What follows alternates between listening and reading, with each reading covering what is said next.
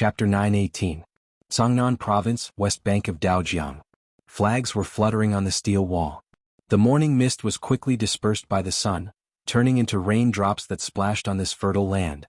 The temperature in Songnan Province was very mild in all 4 seasons, which was suitable for growing all kinds of crops.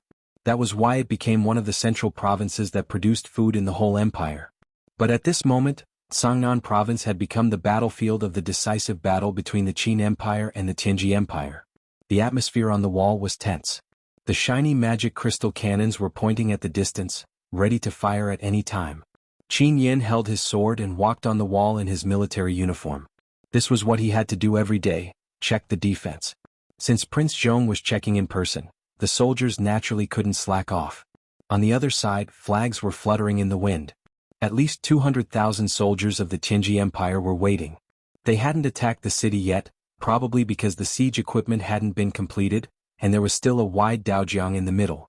If they didn't solve this problem, the Tianji Empire wouldn't be able to break through the steel wall with just the Dragon Knights. Chu, is my cousin really back? Qin Yin suddenly asked. Yes. Chu stroked his white beard and smiled.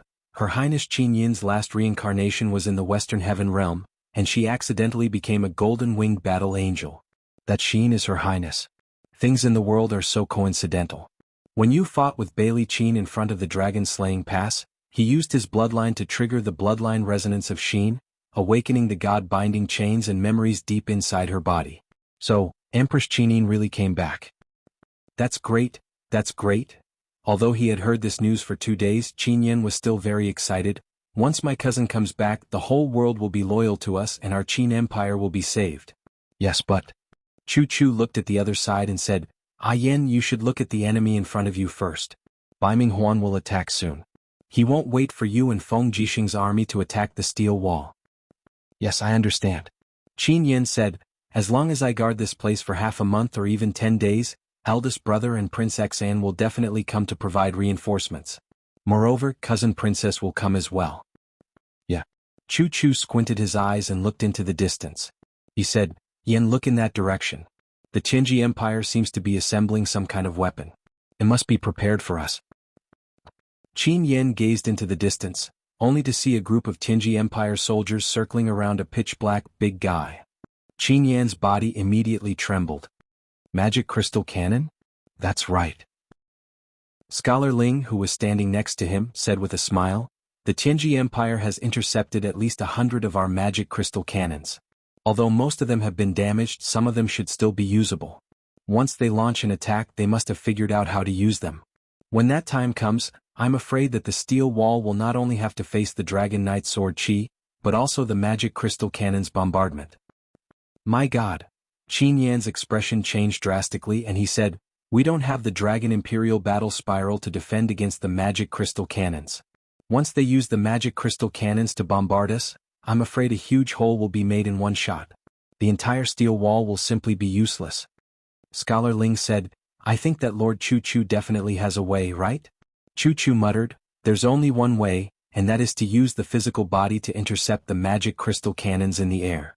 After all, they won't have too many magic crystal cannons. Furthermore, they aren't that adept in using them. The Beaming King and Ice Palm Fire Fist are gods who possess divine walls. It can't be any better for them to intercept the magic crystal cannons. Scholar Ling grinned. Lord Chu, you have a divine wall too. Why don't you go? I'm already old. At my age, you still want me to go block the cannon muzzle? Chu said with a smile. Scholar Ling waved his paper fan and also smiled. Alright then. Just take it as the White Leaf 4 Absolutes having a bitter life. The successors call you Grandpa, so we must also call you Grandpa. We mustn't mess up the seniority. In the distance, 10 miles away, it was a lively scene outside the Tianji Empire's main tent. A large group of people surrounded a magic crystal cannon and pointed at it. They were all beaming with joy and spittle flying everywhere. It's this big guy that killed hundreds of our warriors with one shot. Yeah, even fierce beasts like the tiger leopard cavalry would be blown into pieces by one shot. The people of the Great Qin Empire are all monsters. They can even make this kind of iron monster. So that's how it should be used. Our counselors have no clue at all. A bunch of idiots who only know how to make gold coins and play with women. When it comes to the critical moment, they can't even make a single hair. In the main tent, Baiming Huan's face turned green. He said, "Still no clue?" "Yes." Castor frowned and said, "We still can't figure out how to ignite and fire it. It's so frustrating." "Our captives don't want to tell us either?" "So far, we haven't caught a single captive who knows how to use the magic crystal cannon." Umph. Baiming Huan slammed his palm on the table and said, "Southern Ridge has been turned upside down. I heard that Qin has awakened her memory. She is the empress of the Qin Empire, Qinin. Now Lin Muyu, Su Jiantao, and Qin have already defeated the trash of the Blackstone Empire in Southern Ridge. Even the Saint Martial God Bailey Qin was killed. If we still can't sweep through the Iron Wall and go straight to Lanyan City to take over the capital, I'm afraid there will be a lot of changes if we stay here for too long." "Yes, General." Castor said, "How about we find a chance to send someone to sneak into the Iron Wall and catch someone who knows how to use the magic crystal cannon?" Baiming Huan sneered, "Why bother? If it's something that can be done with gold coins, then there's no need to take the risk. Since there's no result, I'll go see someone tonight, and we'll have a conclusion tomorrow morning." "Yes." Late at night, a quiet city in the Zhangnan province had fallen into a deep sleep. Yuqian County was a land of fish and rice. It was surrounded by water on 3 sides, and the fishing industry was very developed. With enough water irrigation, this place produced a lot of rice every year. It was a very rich city. In the county capital, an old man was sitting leisurely in the yard, enjoying the wine and beauties. Late at night, there were still 2 enchanting dancers kneeling by his legs, pouring wine for him. The old man seemed to be enjoying it very much. His hands wandered over the dancers' shoulders and back, feeling the softness and smoothness of his palm. This Zhangnan province was a good place, and the beauties here were also the best in the world. Marquis Yu Zhong, a vassal of the Qin family. He was already 62 years old and could be counted as a 3-generation vassal. He had 2,000 guards in his hand, and the Yuqian County was only 30 miles away from the Iron Wall. While the war was going on, he was living a very luxurious life. Swoosh! A figure suddenly appeared in the air. It was a middle-aged man in a golden robe. He smiled and said, "Marquis, you are in a good mood. You still haven't gone to bed in the middle of the night?" Yang Zhong hurriedly looked up, and a trace of surprise flashed across his face. He hurriedly signaled the 2 dancers to leave, and then knelt on the ground saying, "Yang Zhong, kneel to greet General Baiming." Baiming Huan slowly landed, picked up the wine pot on the table and took a big gulp. He said, "The wine of the Shattered Cauldron realm is so much better than the ones in the Celestial Pole continent. I wonder what General is here for today. I have a favor to ask of you." "Oh." Yang Zhong was a bit surprised and said, "What is it?" Baiming Huan smiled, sat down and said, "In the Battle of Lingdong, we got quite a lot of magic crystal cannons, and we were planning to follow up our victory and sweep the western region with our magic crystal cannons. But we ran into a problem. We only have magic crystal cannons and shells, but we don't know how to fire them or how to calibrate them." Yang Zhong immediately understood why Baiming Huan was here. He cupped his fists and said, "But General Baiming, I am only a civil official. Things like magic crystal cannons are all supervised by the weapon department, and I can't help you." "Can't help you?" Baiming Huan took out a stack of gold notes and said, 100,000 Jinin coins, 30 in total. Is this enough to buy the method of using magic crystal cannons? This. Yang Zhong's face turned green. Baiming Huan sneered, "What? Do you still think you are a loyal official of the Qin family? Don't forget, you sold the defense map of the Dongshuang city to us for 200,000 Jinin coins. Do you want to back out now? I still have your letter. If I give it to Lin Muyu, what do you think will happen to you?" "Haha, General, you must be joking." Yang Zhong said, "We are all businessmen, why should we hurt each other? The usage and calibration of the magic crystal cannons are not impossible. I can bribe one of the generals on the steel wall and have him join your army. Naturally, it won't be difficult to obtain the usage of the magic crystal cannons." Baiming Huan laughed, Good. It is so good to have a friend like you in the Tianji Empire. But when will that guard friend of yours come?" 3 days later at the same place. "No, 2 days. I will decide the place." "Yes, General." Yang Zhong's face was covered in sweat. Baiming Huan was indeed a cunning old fox. The light flashed and Baiming Huan had already left as if he had never been here. But the stack of gold notes on the stone table was real, and they were all from Lanyan City. The Tianji Empire must have taken a lot of these notes along the way. Right now Baiming Huan was not short of money. He just needed help. On the 5th day of the 7th month, when the sky was just beginning to brighten, A large army marched out of Linghan City in the dark of the night. The vanguard of the army headed straight for the northwest direction, which was the direction of Cangnan province. Finally, the troops under Lin Muyu, Qin Yin and Tang Xiaoxi's command set out. A majestic army of 60,000 elites, carrying a large number of magic crystal cannons, and other supplies, galloped along the main road. Chapter 9:19. 3 days later, the army left Tiger Subdu Pass in the north and officially passed through the Qinling Mountains. In another 3 days they would almost reach the area protected by the steel walls. The heavens were not in their favor. At this moment it started to drizzle. Lin Muyu quickly opened 2 umbrellas and handed one to Qin Yin and one to Tang Xiaoxi. Then she took the third umbrella from Weiqiu. The march could not be delayed, but the army had prepared very little rain gear. There were only a handful of people qualified to hold umbrellas. Qin Yin seemed to remember something. She picked up the long sword hanging on the horse's back and said, "Hear this, it's time to return it to its owner." Stellar sword. Lin Muyu finally realized that this was her sword.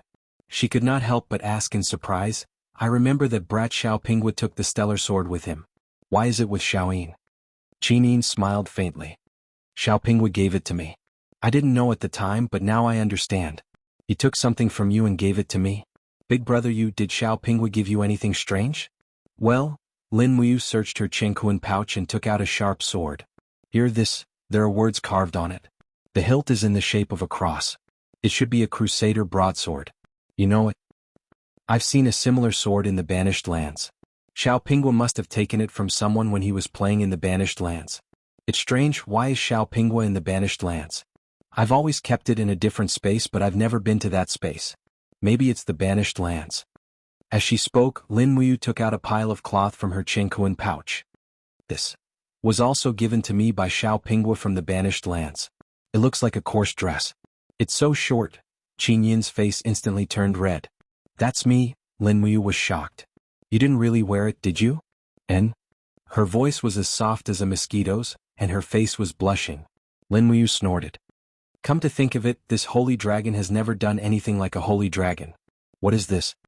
"He gave me Xiao Yin's dress and it's the original one." Qin Yin's face turned even redder. "Brother you, what are you talking about?"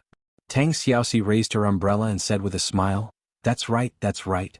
It was clearly Little Apple who brought you and Xiao Yin together, but you didn't know how to appreciate his kindness. Oh no, you didn't know how to appreciate the dragon's heart." In the different space, a Catasaurus let out a joyful cry. Then, a spatial rift was torn open and it had already climbed out. Clouds floated around it as it slowly twisted its body and flew next to Lin Muyu, looking like it was waiting for a reward. Lin Muyu patted Xiao Pingwa's head and said, "All right, you did a great job. Although I didn't recognize this dress and Xiaoyin also lost her memory at the time and couldn't remember the stellar sword and me, you still have some conscience and did a good deed." As she spoke, Lin Muyu folded the dress again and put it back into her Qingquan pouch. "Do you still want to keep it?" Qin Yin asked. "And it's worth commemorating. After all, Xiaoyin wore it in the Banished Lands. This proves that the conditions in the Banished Lands must be very difficult. Otherwise you wouldn't have to wear such a coarse dress." "And?" Qin Yin nodded. "The Banished Lands is a place without laws. There is only slaughter and plunder.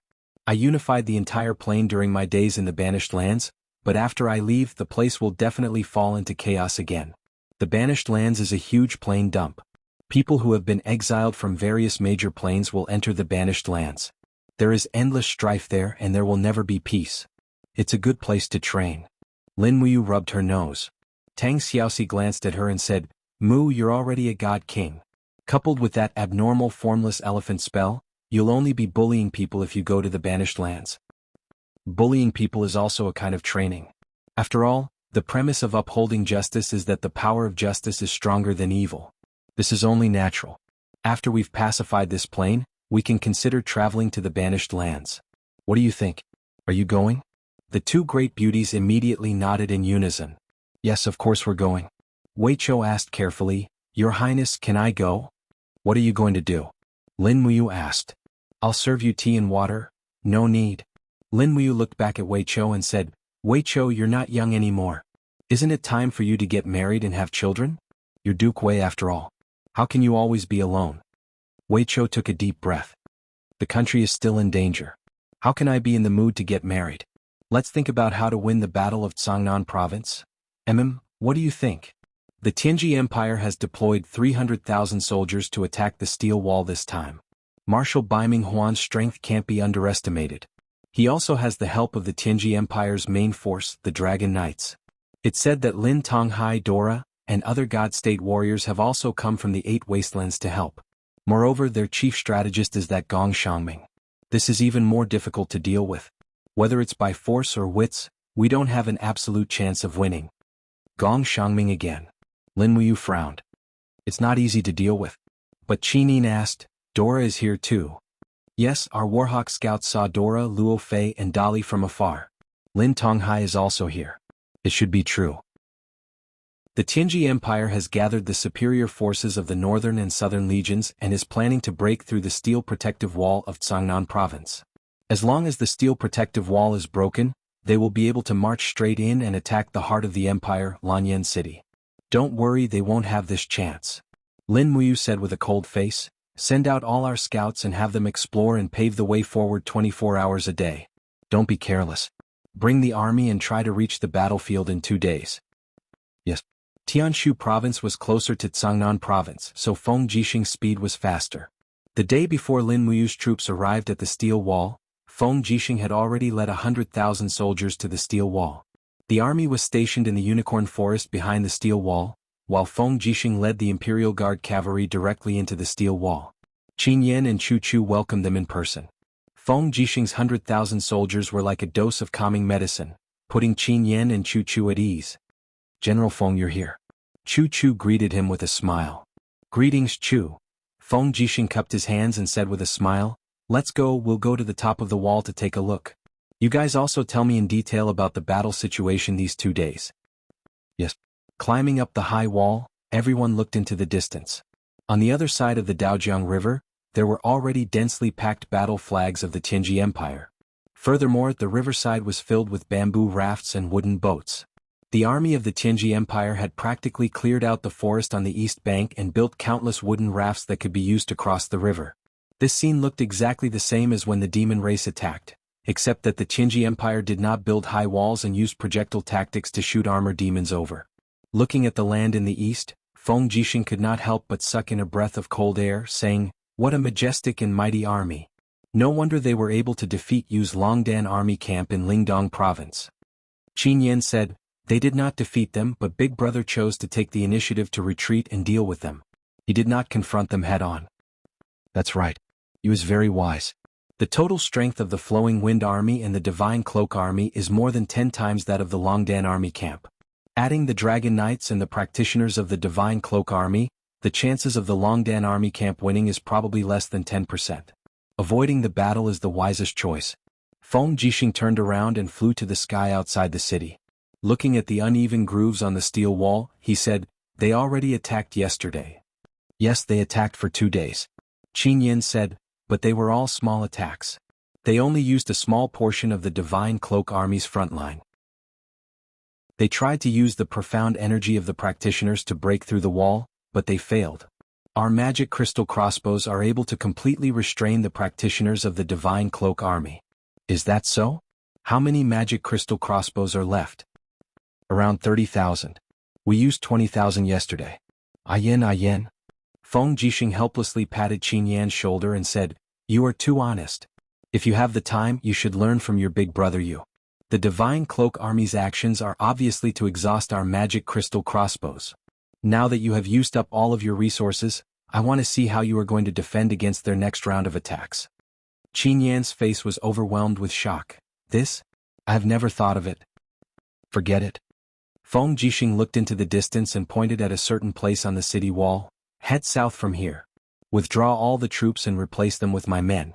They are more experienced in fighting the Tianji army. Yes. Is there any news from Yu's side? When will he arrive? Yesterday's letter said that he will arrive in 2 days.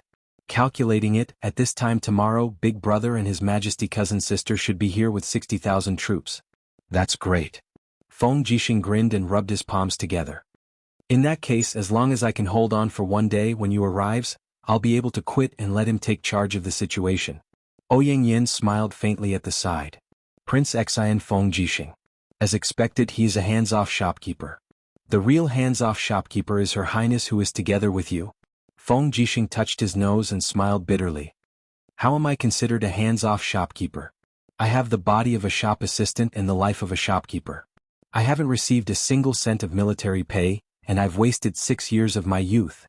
Chu Chu, Scholar Ling, and the others did not wish to speak anymore. Zhang Wei, Luoyu, and the others could not help but laugh out loud. Ouyang Yen said, "Your youth isn't worth much anyway. Why are you feeling sorry for yourself here? When Her Highness Qinyin arrives, you can ask for military pay." Qinyin was surprised.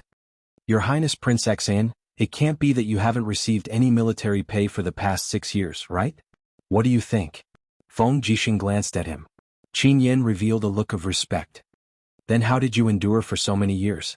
At the side, Luoyu said, "Your Highness Prince Zhong, when Zhang Wei confiscated the assets of a corrupt official in Tianshu province 2 years ago, he kept half of the Jinin coins as the military pay for the imperial guards.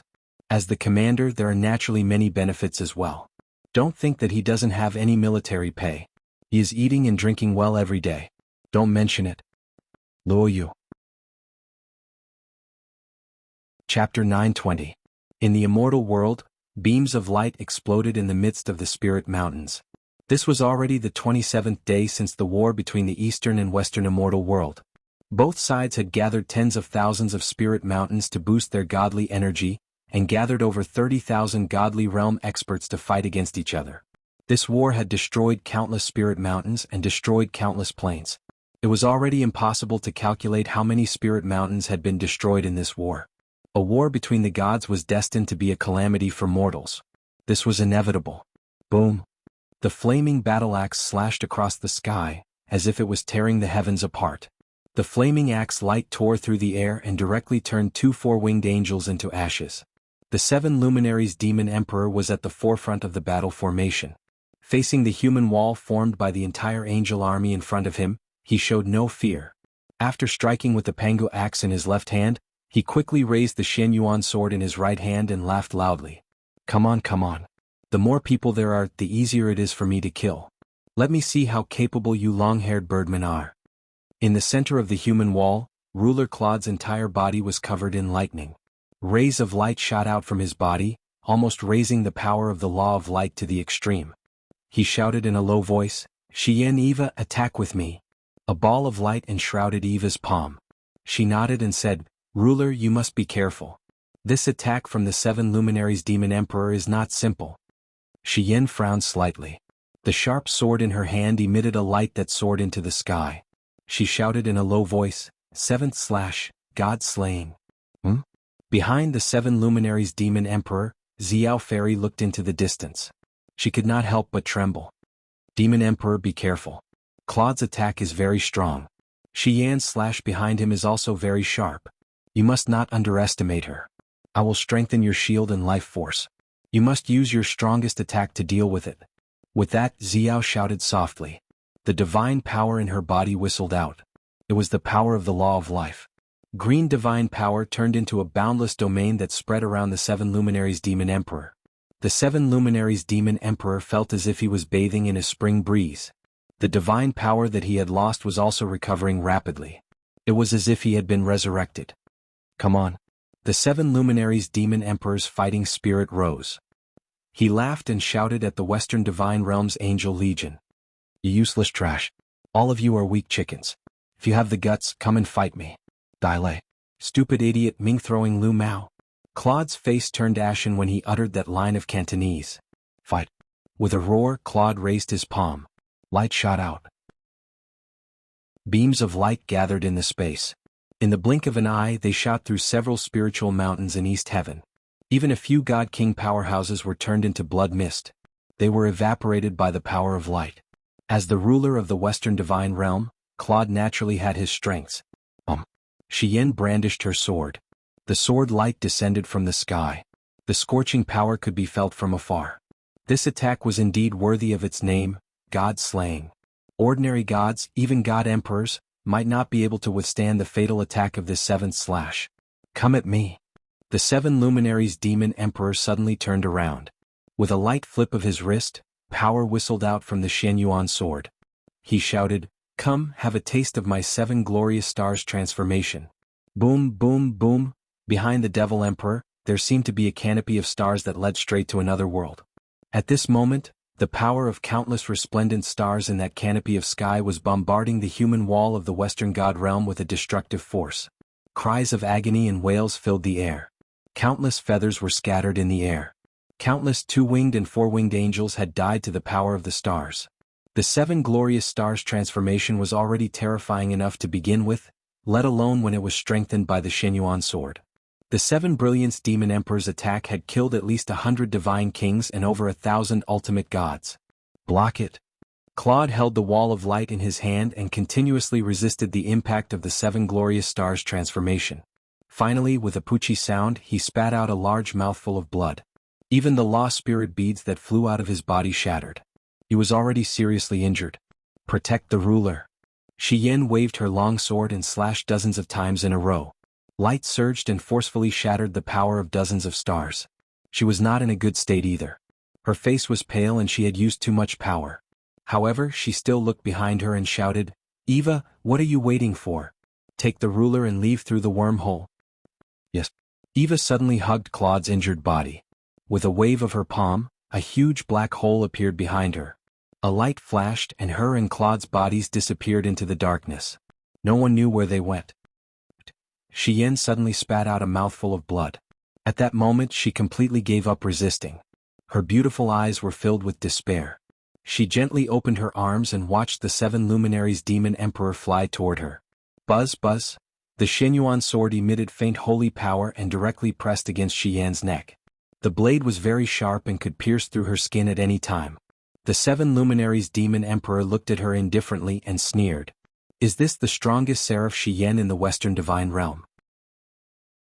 You do have some tricks up your sleeve, but compared to the strongest power of my East Heaven, you are still far from it. Do you see, your master has already abandoned you and ran away? Do you still want to continue working for him? Shi Yin closed her eyes. Go. Why do you have to do this? The 7 luminaries Demon Emperor actually had a heart of love. He said, if you are willing to pledge allegiance to my East Heaven, I will give Sun Feng's position to you. In the distance, Sun Feng was stunned. He didn't say anything, but he cursed in his heart. Motherf *Ker Demon Emperor, you are tricking me. Shi Yin smiled faintly. No need. Kill. Why? Xiao flew up and asked, Shi Yin, why do you have to work for a despicable person like Claude? I owe the ruler a debt of gratitude for recognizing and saving my life. Shi Yin said softly, he saved me from the ruins and gave me the identity of a seraph. I will not betray him. So, you are determined? The 7 luminaries Demon Emperor's eyes were cold. Go. Shi Yin closed her eyes again. But the chill on her neck suddenly disappeared. The 7 luminaries Demon Emperor sheathed his sword and said, forget it, I won't kill you. Otherwise someone will blame me. You. Shi Yin looked at him in shock. Why? The 7 luminaries Demon Emperor laughed. Because you are Xin's sister. When she was in the Western Divine Realm, you took care of her a lot. Xin is Qinin. She is Lin Muyu's girlfriend, and Lin Muyu is my sworn brother. In other words, you are Lin Muyu's sister-in-law. If I kill my brother's sister-in-law, do you think he will cut me with a knife? Shi Yin. As a seraph, Shi Yan's entire life was burdened with killing and domination. She was a serious person, but now she met the 7 luminaries Demon Emperor, the king of gods, who was not serious at all. For a moment she didn't know what to say. She only felt mixed feelings and her heart was in a mess. The 7 luminaries Demon Emperor continued, you and Qinin will ascend to heaven sooner or later, and they will definitely side with me. If you continue to be stubborn, Shi Yin, I'm afraid we will have to fight sooner or later. Today you saved Claude's life, so you have repaid the favor you owe him. Next you will owe me and you a favor. As for how you will repay it, it's up to you. Go, my celestial army is about to crush them. This time, I want the rights to rule thousands of plains in the eastern territory of the Western Divine Realm. Go back and tell Claude to wash his neck and wait for me in the temple. I will come sooner or later. Shi Yin frowned. Demon Emperor must you kill? Why not? The 7 luminaries Demon Emperor's face turned sinister. For the sake of a sovereign lattice, Claude sent so many gods to the Shattered Cauldron realm to kill my brother. Does he think I will let him off? Go back and tell Claude that I can forgive the tens of thousands of gods in the Western Divine Realm, but not him. I want him to know the consequences of offending my brother, the 7 luminaries demon emperor. He will be reduced to ashes. Shi Yin felt a slight chill in her heart. She raised her sword and turned to leave. There were still so many angels in the sky who hadn't retreated. Their faces were filled with confusion. Kill. Sun Feng raised his long sword and streaks of light flew out from the eastern heaven realm. In the blink of an eye, the sky was once again filled with killing. This time, there was no need for the 7 luminaries demon emperor to personally take action. The outcome of this battle had already been decided. The western divine realm was doomed. They had lost at least half of their god emperors and god kings. They had no way of contending against the eastern heaven. Looking at the Xianyuan sword in his hand, the 7 luminaries demon emperor said indifferently, "All right, your mission in the divine realm has been completed. Go to the human realm and continue to complete your emperor hegemony." Xiao smiled.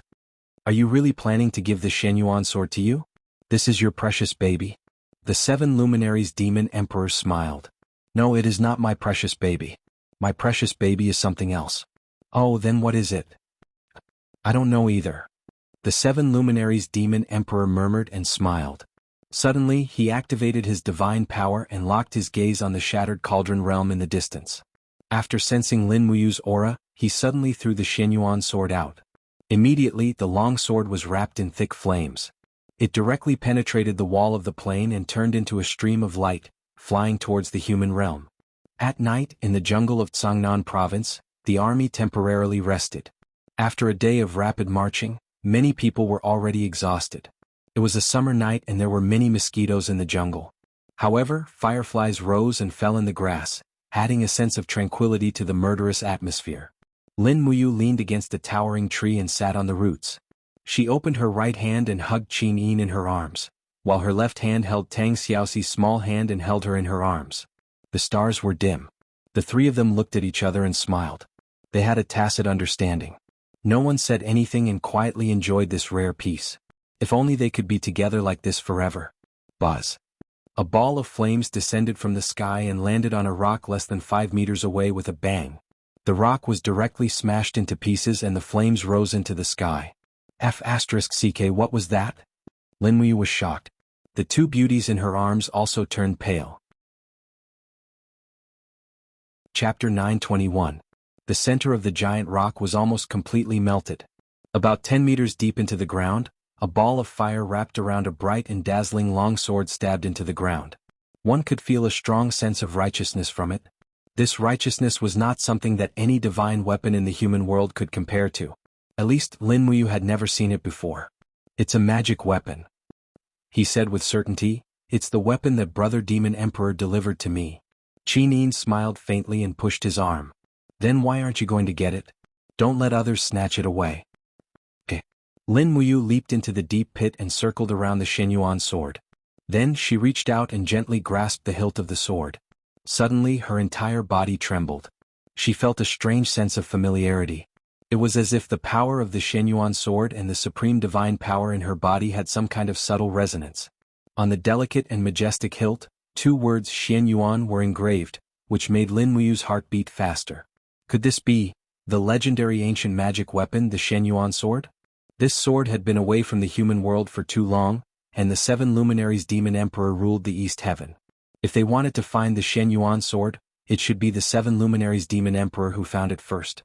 And the reason why there was this resonance was because Lin Muyu's supreme divine power came from Fuxi, and the Xianyuan sword came from Xianyuan Xiaoyu. They were originally of the same origin. With a little force she pulled the sword out of the scabbard.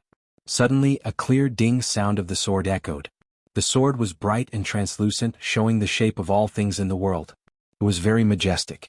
It really lived up to the name of the Xianyuan sword. Lin Muyu's heart beat faster. The Xianyuan sword seemed to be innately compatible with her power. If she wielded the Xianyuan sword to attack, her power would probably increase by at least 50%.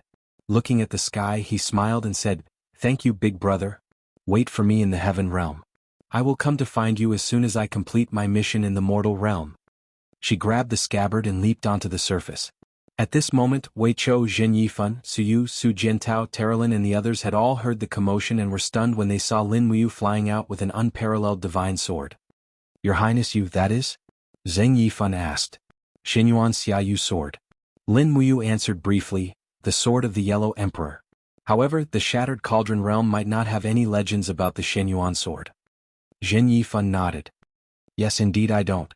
However, there is a legend in the Heaven realm regarding one of the 10 great divine weapons. I didn't expect that your highness would really obtain a divine weapon. Congratulations.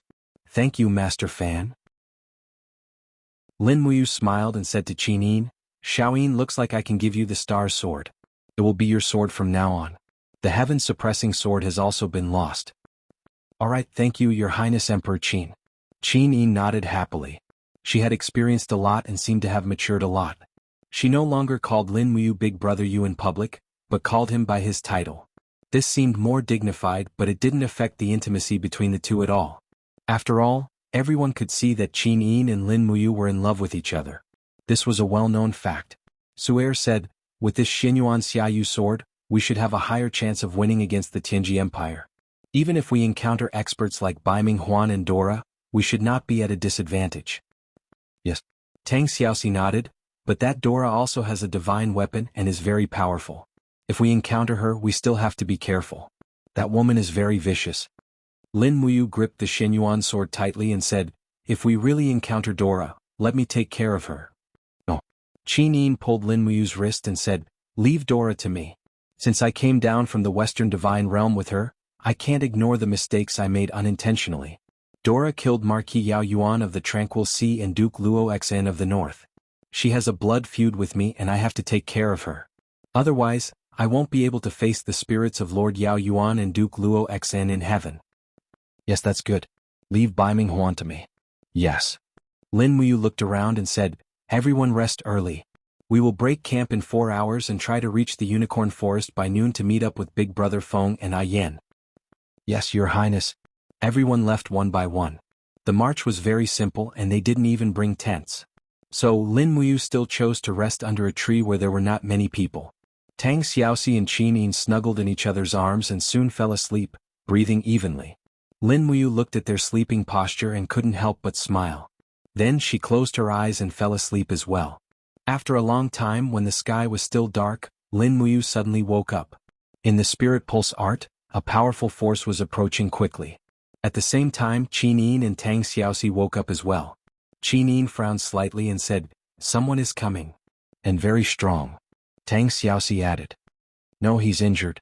Lin Muyu smiled faintly and said, his aura is sometimes strong and sometimes weak. Let's go and meet this person before the army moves. Yes. The 3 figures flashed and disappeared into the distance. In the dense forest 5 miles away, a warhorse was hurriedly galloping through the forest. However, the rider suddenly pulled on the reins. The warhorse neighed and slid a few meters on the grass. He slowly lifted his cloak, revealing the face of a middle-aged man. He sneered and said, come out, you guys. On the branch, 3 people floated down. It was Lin Muyu and the other 2. The middle-aged man could sense the existence of Lin Muyu and the others at such a close distance. This meant that his strength was not weak. He raised his eyebrows and stared at Qin Yin's face. He said, I know you. You are Xin, the first place of the God's chosen trial and a level 7 battle angel. Why are you with 2 people from the Qin Empire? Qin Yin closed her eyes, but she could almost see the person's silhouette with her spiritual sense. She said, I am not only Xin, I am also Qin Yin, Qin Jin's daughter. Who are you? Me. The middle-aged man laughed coldly and said, my name is Mo Luo. I am the dispatcher of the southern tribes of the Western Heaven Realm. I came from the banished land. However, the army was tricked by the despicable 7 luminaries demon emperor. Most of them have fallen and I am one of the survivors. Xin listened to my advice. Immediately follow me to the Tianji Empire's camp and apologize to Marshal Baiming Huan. Maybe if I speak up for you, he will forgive you and spare your life. A beautiful smile appeared on Qin Yin's face. Are you asking me to submit to the Western Heaven Realm again? You are someone who has experienced the Battle Angel's inheritance. Your bloodline has already been integrated with the power of the Western Divine Realm. What? Are you still thinking about the ties of mortals? Qin Yin smiled faintly. I am Qin Yin. I am Qin Jin's daughter. I was once the ruler of this land. That is all. The Western Heaven Realm's gift to me is a kind of plunder. I remember the pain of losing my paradise. I remember Claude's greed and cruelty. Mo Luo, I will give you a chance. Immediately surrender to the Qin Empire. Otherwise, you will not be able to leave this place today. What do you mean? Mo Luo became alert. Only now did he realize that Lin Muyu and Tang Xiaoxi were slowly increasing their divine power. He had completely underestimated the two of them. In fact, their strength was not inferior to his at all. Mo Luo could not help but roar in anger. The war horse under him could not withstand the divine power and turned into a pile of blood mist. Mo Luo was in the air. His black robe suddenly shattered and 4 dazzling white wings appeared on his back. It was a 4-winged angel. A 4-winged angel with the cultivation of a god emperor. No wonder he could penetrate the flame knot of the 7 luminaries demon emperor and not die. Be careful. Tang Xiaoxi's face tensed up. A god emperor of the 71 heavenly grottos. So powerful. Mo Luo laughed aloud and slowly drew a sword of light. He looked down at the 3 of them and said, "The 3 of you are only god kings. None of you have become a god emperor, so you don't know the difference between god emperors and god kings. Today I'll be merciful and let you understand this difference. Come, which one of you wants to die first?" Qin Yin said faintly, "So you are saying that you are not willing to surrender and want to go to Baiming Huan to listen to his orders? I am a 4-winged angel of the Western Heaven realm. Naturally, I will not be controlled by the people of the Broken Cauldron realm. Give up, Xin. Since I cannot change your mind, I will bring your head back to the Western Divine realm to apologize to the Lord Ruler." "You?" Qin Yin gritted her teeth. Her long eyelashes trembled slightly, and tiny golden red flames lingered on each of her eyelashes. The surroundings suddenly became scorching hot, and the flaming eyes were about to come out. "Wait." Lin Muyu suddenly raised her arm and blocked the flaming eyes with a strong palm. She smiled. "Xiaoyin, you don't have to do anything. I can take care of this Mo Luo by myself." Can you?" Qin Yin asked. "Don't worry. If I don't have this ability, how can I protect you and Xiaoxi in the future?" Lin Muyu smiled confidently. She slowly pulled out her sword. Instantly, the light of the Shenyuan sword shot up into the sky.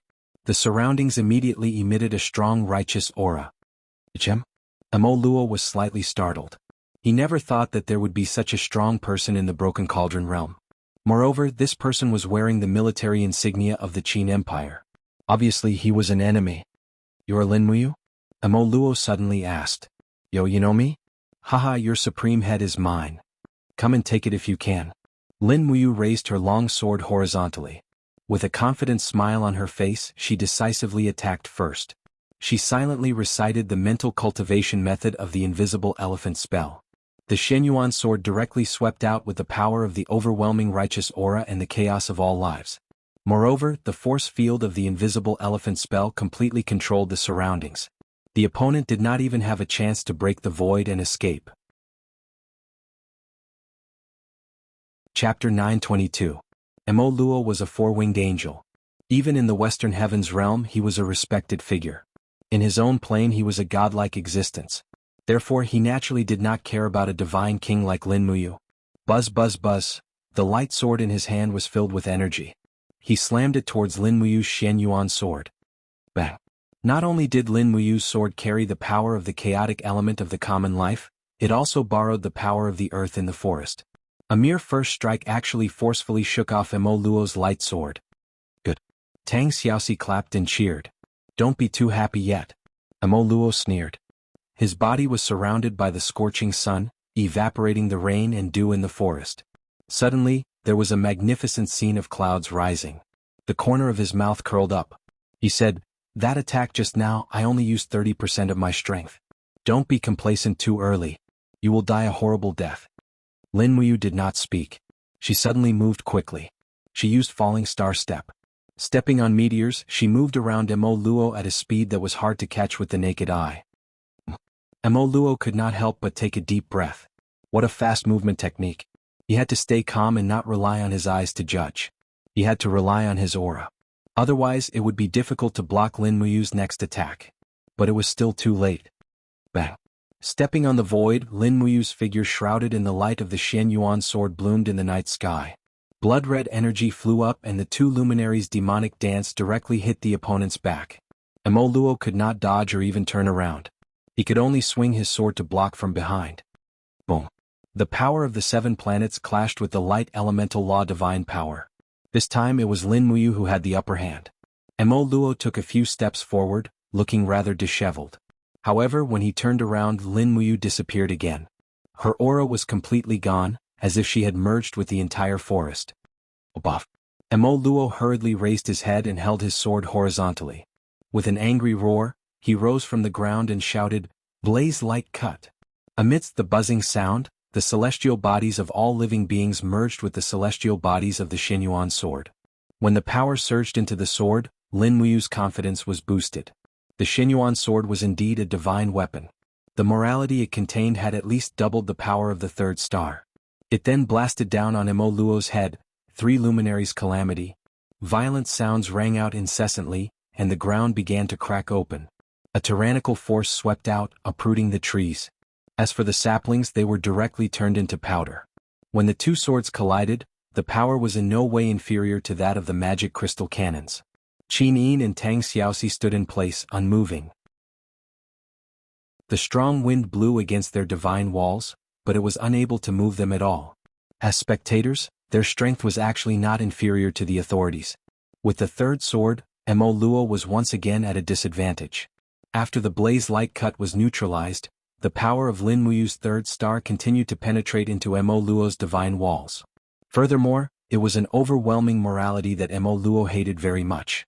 Although he was a god, Mo Luo had never cultivated his heart but his physique. He hated this kind of hypocritical morality to the core.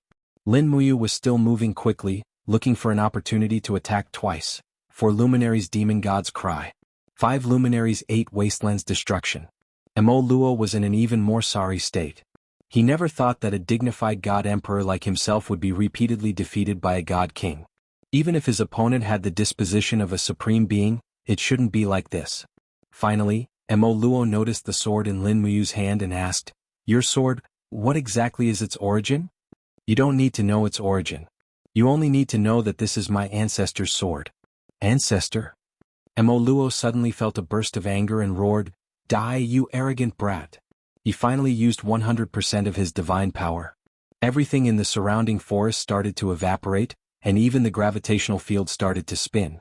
Qin Yin and Tang Xiaoxi quietly stood in place, observing the power of the Western Heaven Realm's God Emperor.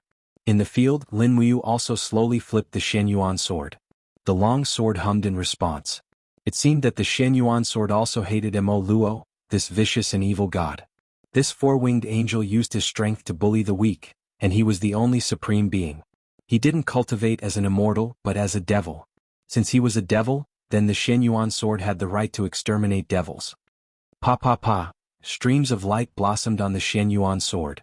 The world spun and the universe reversed. Lin Muyu let out a low roar and activated the second strongest attack of the 7 stars. 6 stars heavenly tribulation. Boom. The huge ball of light expanded, tearing a huge hole in the ground. Waves of air rushed towards the surroundings. This time Lin Muyu had used 100% of his divine power. Otherwise, it would be impossible to subdue this 71st heaven paradise 4-winged angel. Jie. The 4 wings on Mo Luo's back were partially torn by the supreme divine power. His feathers fluttered in the air. His breathing was very rapid.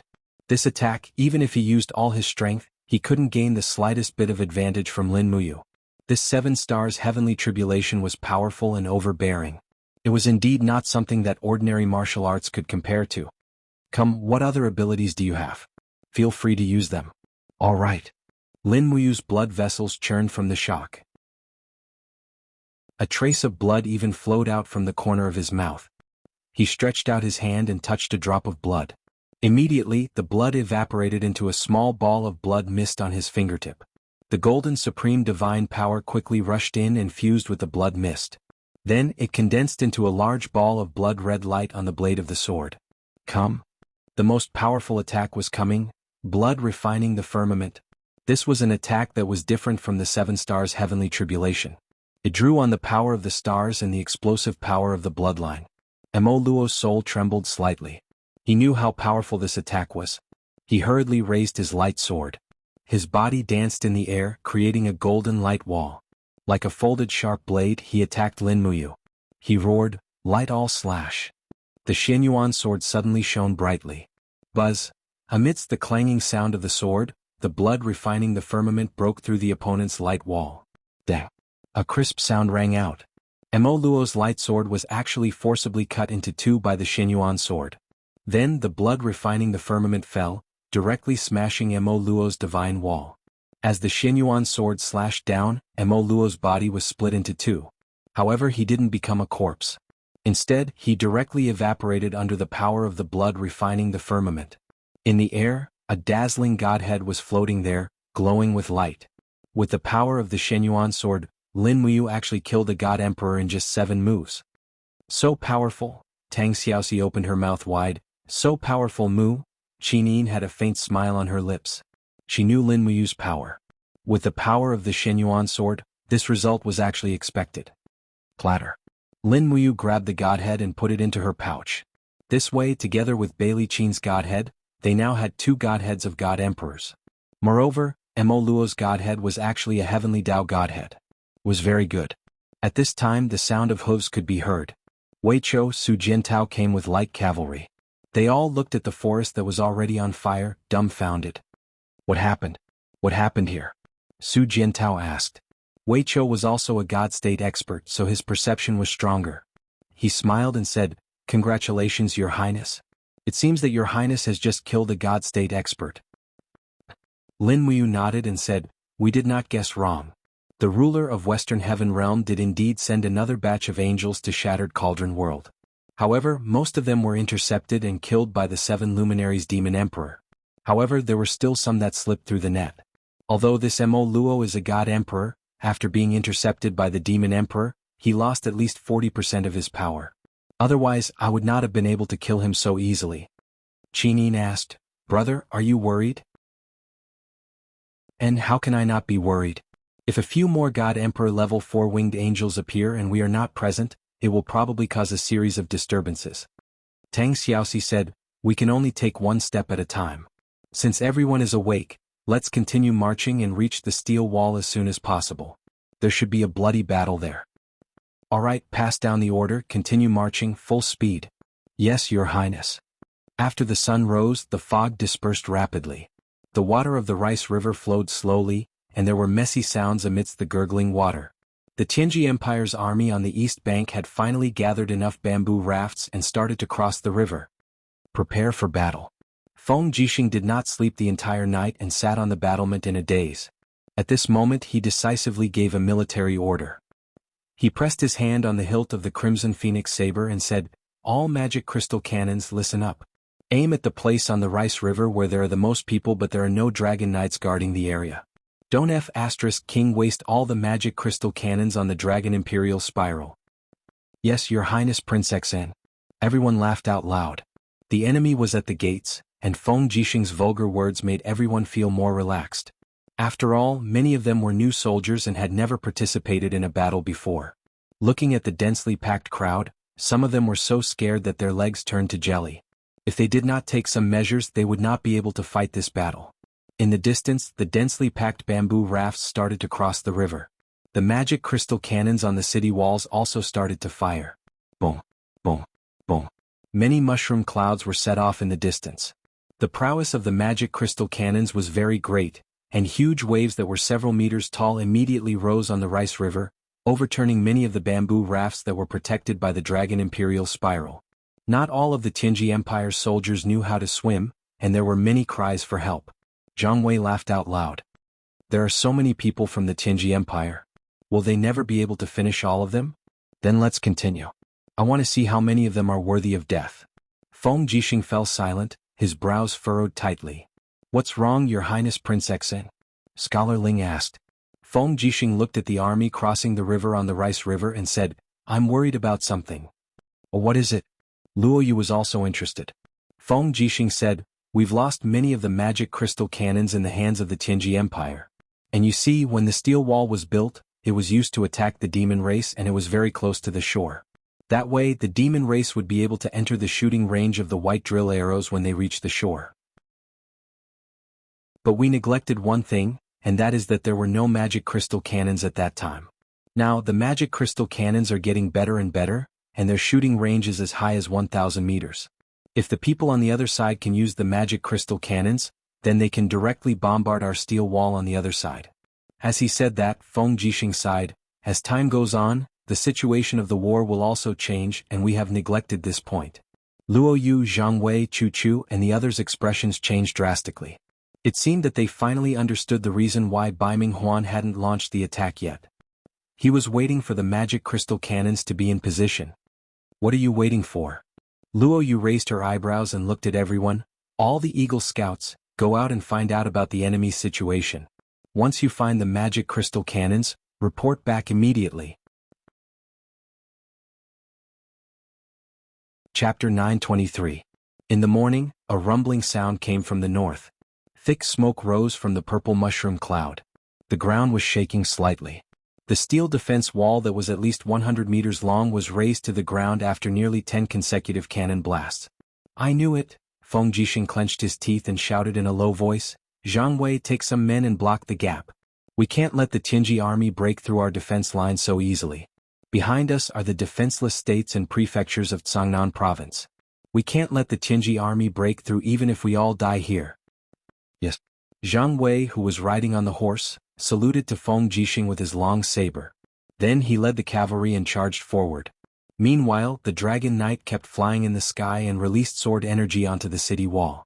The steel defense wall that was nearly 10 miles long had turned into a burning battlefield. Not far away, the Beaming King, Ice Palm, Fire Fist, and other godly state experts had already started fighting with the Dragon Knights. Explosions of flames and divine power continuously rang out in the sky. Below the city, the densely packed army of the Tianji Empire had already blotted out the sky and covered the earth as they charged towards the Dragon Knights. Ladders, hooks, and other weapons danced chaotically in the air. The scene was extremely chaotic. In such a chaotic battlefield, the one who could remain calm would be the final winner. Feng Jixing. A sharp voice came from the sky. Feng Jixing looked up and saw a beautiful girl holding a long spear. She was wearing a battle angel costume and had 4 black wings spread behind her. She had a disdainful look on her face. Her long spear was shining brightly. In the next moment, she dashed over like a sharp arrow, aiming at the city wall where Feng Jixing was standing. It's Duola. Feng Jixing raised his 2 sabers and charged out of the city wall without saying anything. He waved his sabers and a fierce firestorm was stirred up. The saber energy was hidden in the storm and flew out invincibly. Dozens of soldiers of the Tianji army who were pushing ladders were turned into ashes immediately. Buzz. Amidst the sounds of collision, Doris Tig's spear forcefully tore apart the energy field of the Sky Devourer. The surrounding time seemed to have come to a standstill, but Dora's figure accelerated quite a bit. In the blink of an eye, he appeared in front of Feng Jixing and thrust his spear forward like the fangs of a venomous snake. In the time it takes for a spark to fly off a flint, Feng Jixing swept out the clear dragon blade in his left hand, and formed an endless wall of wind. Dang! It collided with Dugas' long spear. Suddenly, a tyrannical divine wave swept out, and caused Feng Jixing's blood to boil. He fell down with a muffled groan, and forcibly crashed into the city wall. He was battered and exhausted and he spat out a mouthful of blood. He had already lost. Die. Duo La let out a delicate cry, and her figure shot forward like a bolt of lightning again. However, just when she was about 10 meters away from him, a silhouette flew over. It was Scholar Ling. He raised a wrist guard in his hand and shouted in a low voice, "Myriad world of frost." Swoosh, swoosh, swoosh, heaven and earth were activated. This was a divine book, and a hexagonal frost wall appeared in front of her. Then, more frost walls exploded on top of the wall, and they surged forward like a chain array. Duola had no choice but to hold her spear and retreat. The pitiful hundreds of Tianji army soldiers below her were all frozen into ice cubes. They had already died in battle, and it was a tragic sight to behold. Ah! Duola looked at the chain of explosions and she couldn't help but gasp. At this moment, an old man in a white robe descended from the sky. He raised his hand slightly, and it seemed as if he was drawing the power of all the living beings in the surrounding forest. The green leaves danced wildly and condensed into a shield. Energy enshrouded the shield, and even the river behind him became even more turbulent. It was Chu Chu. He was the only one who had comprehended the laws of nature to this extent. Scholar Ling raised another divine book in his hand, and his eyes were filled with mockery. He smiled and said, Duola, you were fortunate enough to receive the inheritance of the black-winged battle angel. Why don't you cherish your life? Your Highness Feng Jixing, use your dimensional blade. I want to see if Duola can continue to act fierce if the 3 of us work together. All right. Feng Jixing still wanted to use Duo La's power to intimidate others. He held his two blades horizontally, and electric currents surged around him. Gusts of dimensional wind appeared. Although Feng Jixing's divine power was much weaker than Duo La's, unknown power would always create a psychological pressure on people. Duo La looked coldly at Chu Chu and then at Scholar Ling. What shocked her even more was that not far away, a huge creature was tearing apart a dragon knight and his dragon in the air, roaring incessantly. It was the Beeman King. The Beeman King's strength was comparable to an expert who had just entered the God Emperor realm. This was no joke. Although Duo La was proud and arrogant, she definitely didn't have the confidence to challenge so many people with just her four-winged strength. Since when did the Shattered Cauldron realm have so many experts? She muttered to herself and disappeared with the Dig's spear. In the blink of an eye, she appeared in the chariot formation 3 miles away. The war drums thundered. Bai Ming Huan, Gong Shangming, Lin Tongtian, and the rest were on the main chariot watching the battle from afar. Miss Duo La, how is the battle? Bai Ming Huan asked respectfully with a smile. Duo La said, other than Feng Jixing there are a few monsters that are ridiculously strong. Among them there is a huge beast with very strong spirit energy.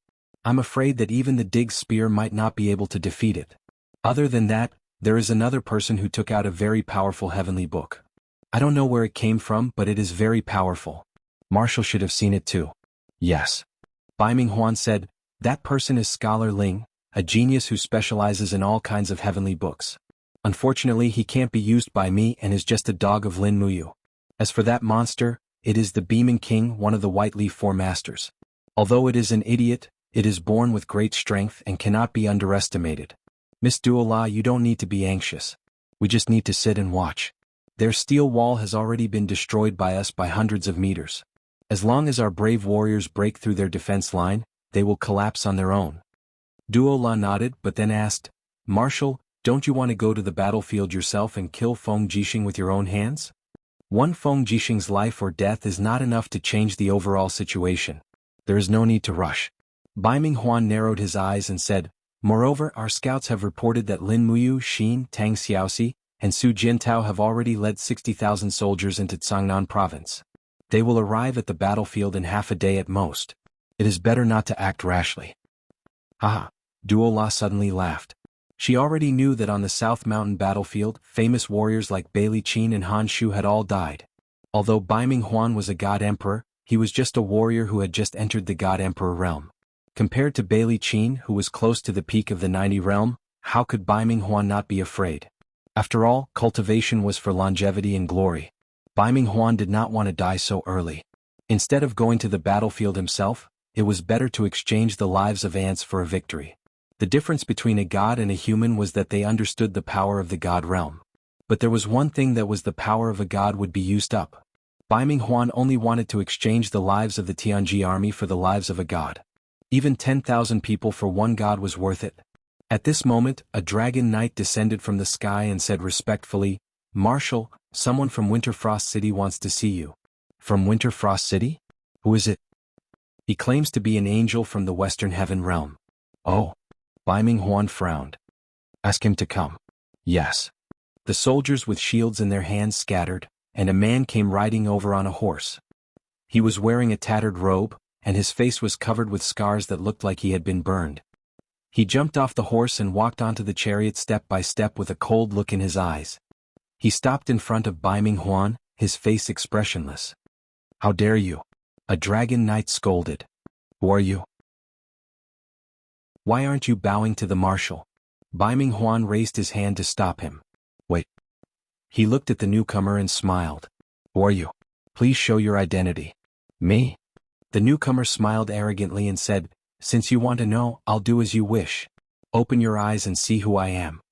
As he spoke, he let out a low roar, and his body instantly shot into the sky like a god that had descended into the world. Moreover, 2 pairs of pure white wings of light unfolded behind him. Shockingly, he was a 4-winged radiant angel. Radiant angels were very respected even in the Western Heaven realm.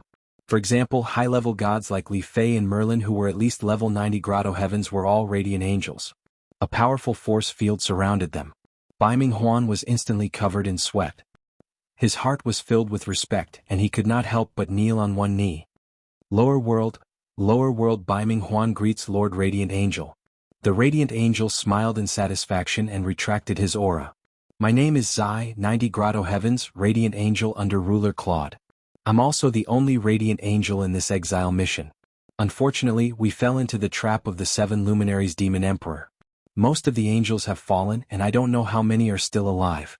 So it's Lord Zai, Radiant Angel. My apologies. Biming Huan's face was ashen as he lowered his head. A Radiant Angel was enough to control dozens of dimensions. Biming Huan, a marshal, was really nothing in front of Zai. Zai's gaze fell on Dora, Luo Fei and the other battle angels nearby.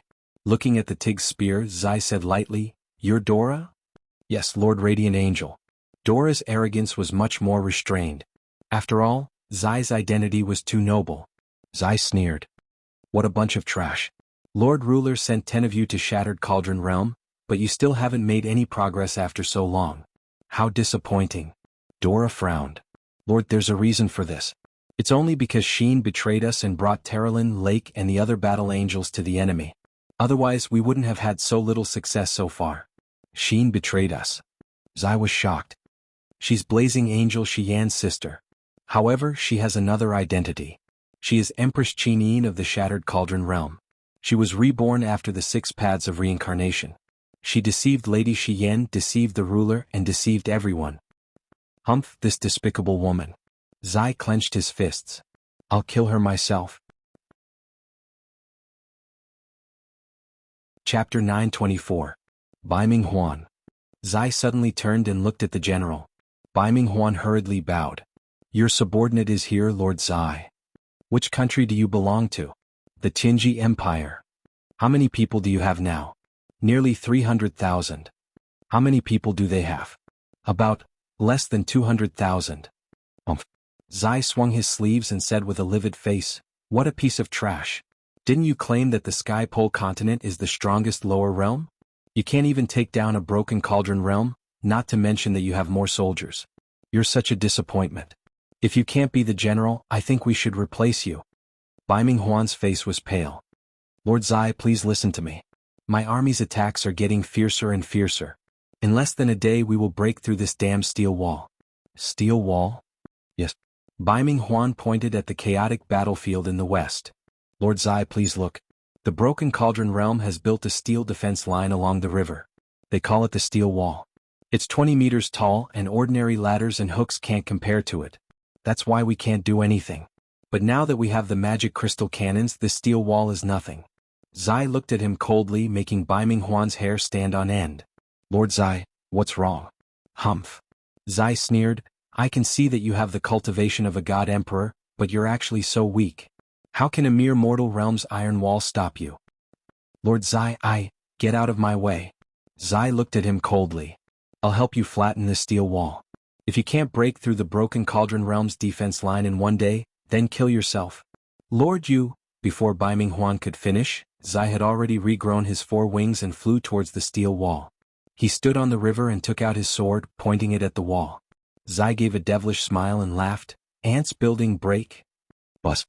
Rays of light that soared into the sky gathered together. In the blink of an eye, a huge wheel appeared beneath Midnight's feet. It was actually a divine wheel. That's right, the unique ability of an emperor god with 90 levels of Grotto Heaven Great Circle. Divine wheel. On the city wall, Feng Jixing and the others felt a strong sense of oppression. Looking from afar, the person on the river had already slashed out with his sword. His divine wheel whizzed over. "Be careful." Without another word, Feng Jixing also struck out with a dimensional storm. However, it was clear that he was unable to contend against a divine wheel. Chu Chu bellowed and raised his hand to summon his strongest power. The trees on the ground were uprooted and formed a natural barrier. Scala Ling was anxious. He took out a heavenly book and shouted, "Don't resist. You can't. Follow me and move." The sky suddenly lit up, and the heavenly book of the law of space brought everyone away from this section of the city wall. After moving about 500 meters away, everyone looked back and saw an extremely tragic scene. The steel wall that was nearly 300 meters long collapsed in an instant and was directly razed to the ground by the opponent's spirit wheel. Countless imperial soldiers on the city wall and inside the city had already been turned into flesh and blood, and most of them had been turned into ashes. "It's a divine wheel." Scholar Ling frowned. Chu Chu remained silent. Feng Jixing gritted his teeth and said, "Damn the Western Heaven Realm. Did they send someone again?" Scholar Ling said, "To be able to use a divine wheel, it must be at least a great perfection God Emperor at the 90th Grotto Heaven stage. This is really troublesome. The steel wall most likely can't hold on anymore." "No, we must hold on." Feng Jixing's eyes were bloodshot. "I can't let Her Highness in and you see us abandoning the Empire's last line of defense. Even if I die here, I won't allow it. So how often can you use your divine wheel? It depends on your cultivation. Ordinary great perfection God Emperors can use their divine wheel once every 4 hours. If they use it too frequently, their cultivation will be damaged." 4 hours. That's enough. Feng Jixing carried his blades and flew up.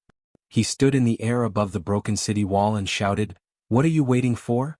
Block the gap and resist them. Magic crystal cannons, magic crystal crossbows, arrow boxes. Don't save ammunition for me. Fire." The resistance on the city wall became more intense. Luo Yu led the infantry and cavalry to form a human wall around the broken city wall. They fought with the Flowing Spirit Army and the God Yi Army who were trying to break into the defensive line. Above the river, Zai frowned.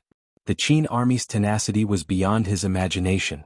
Beside him, the 3 battle angels Duo La, Luo Fei and Duo Li flew over. Duo La smiled and said, "Sir Zai, the Qin army's courage is commendable.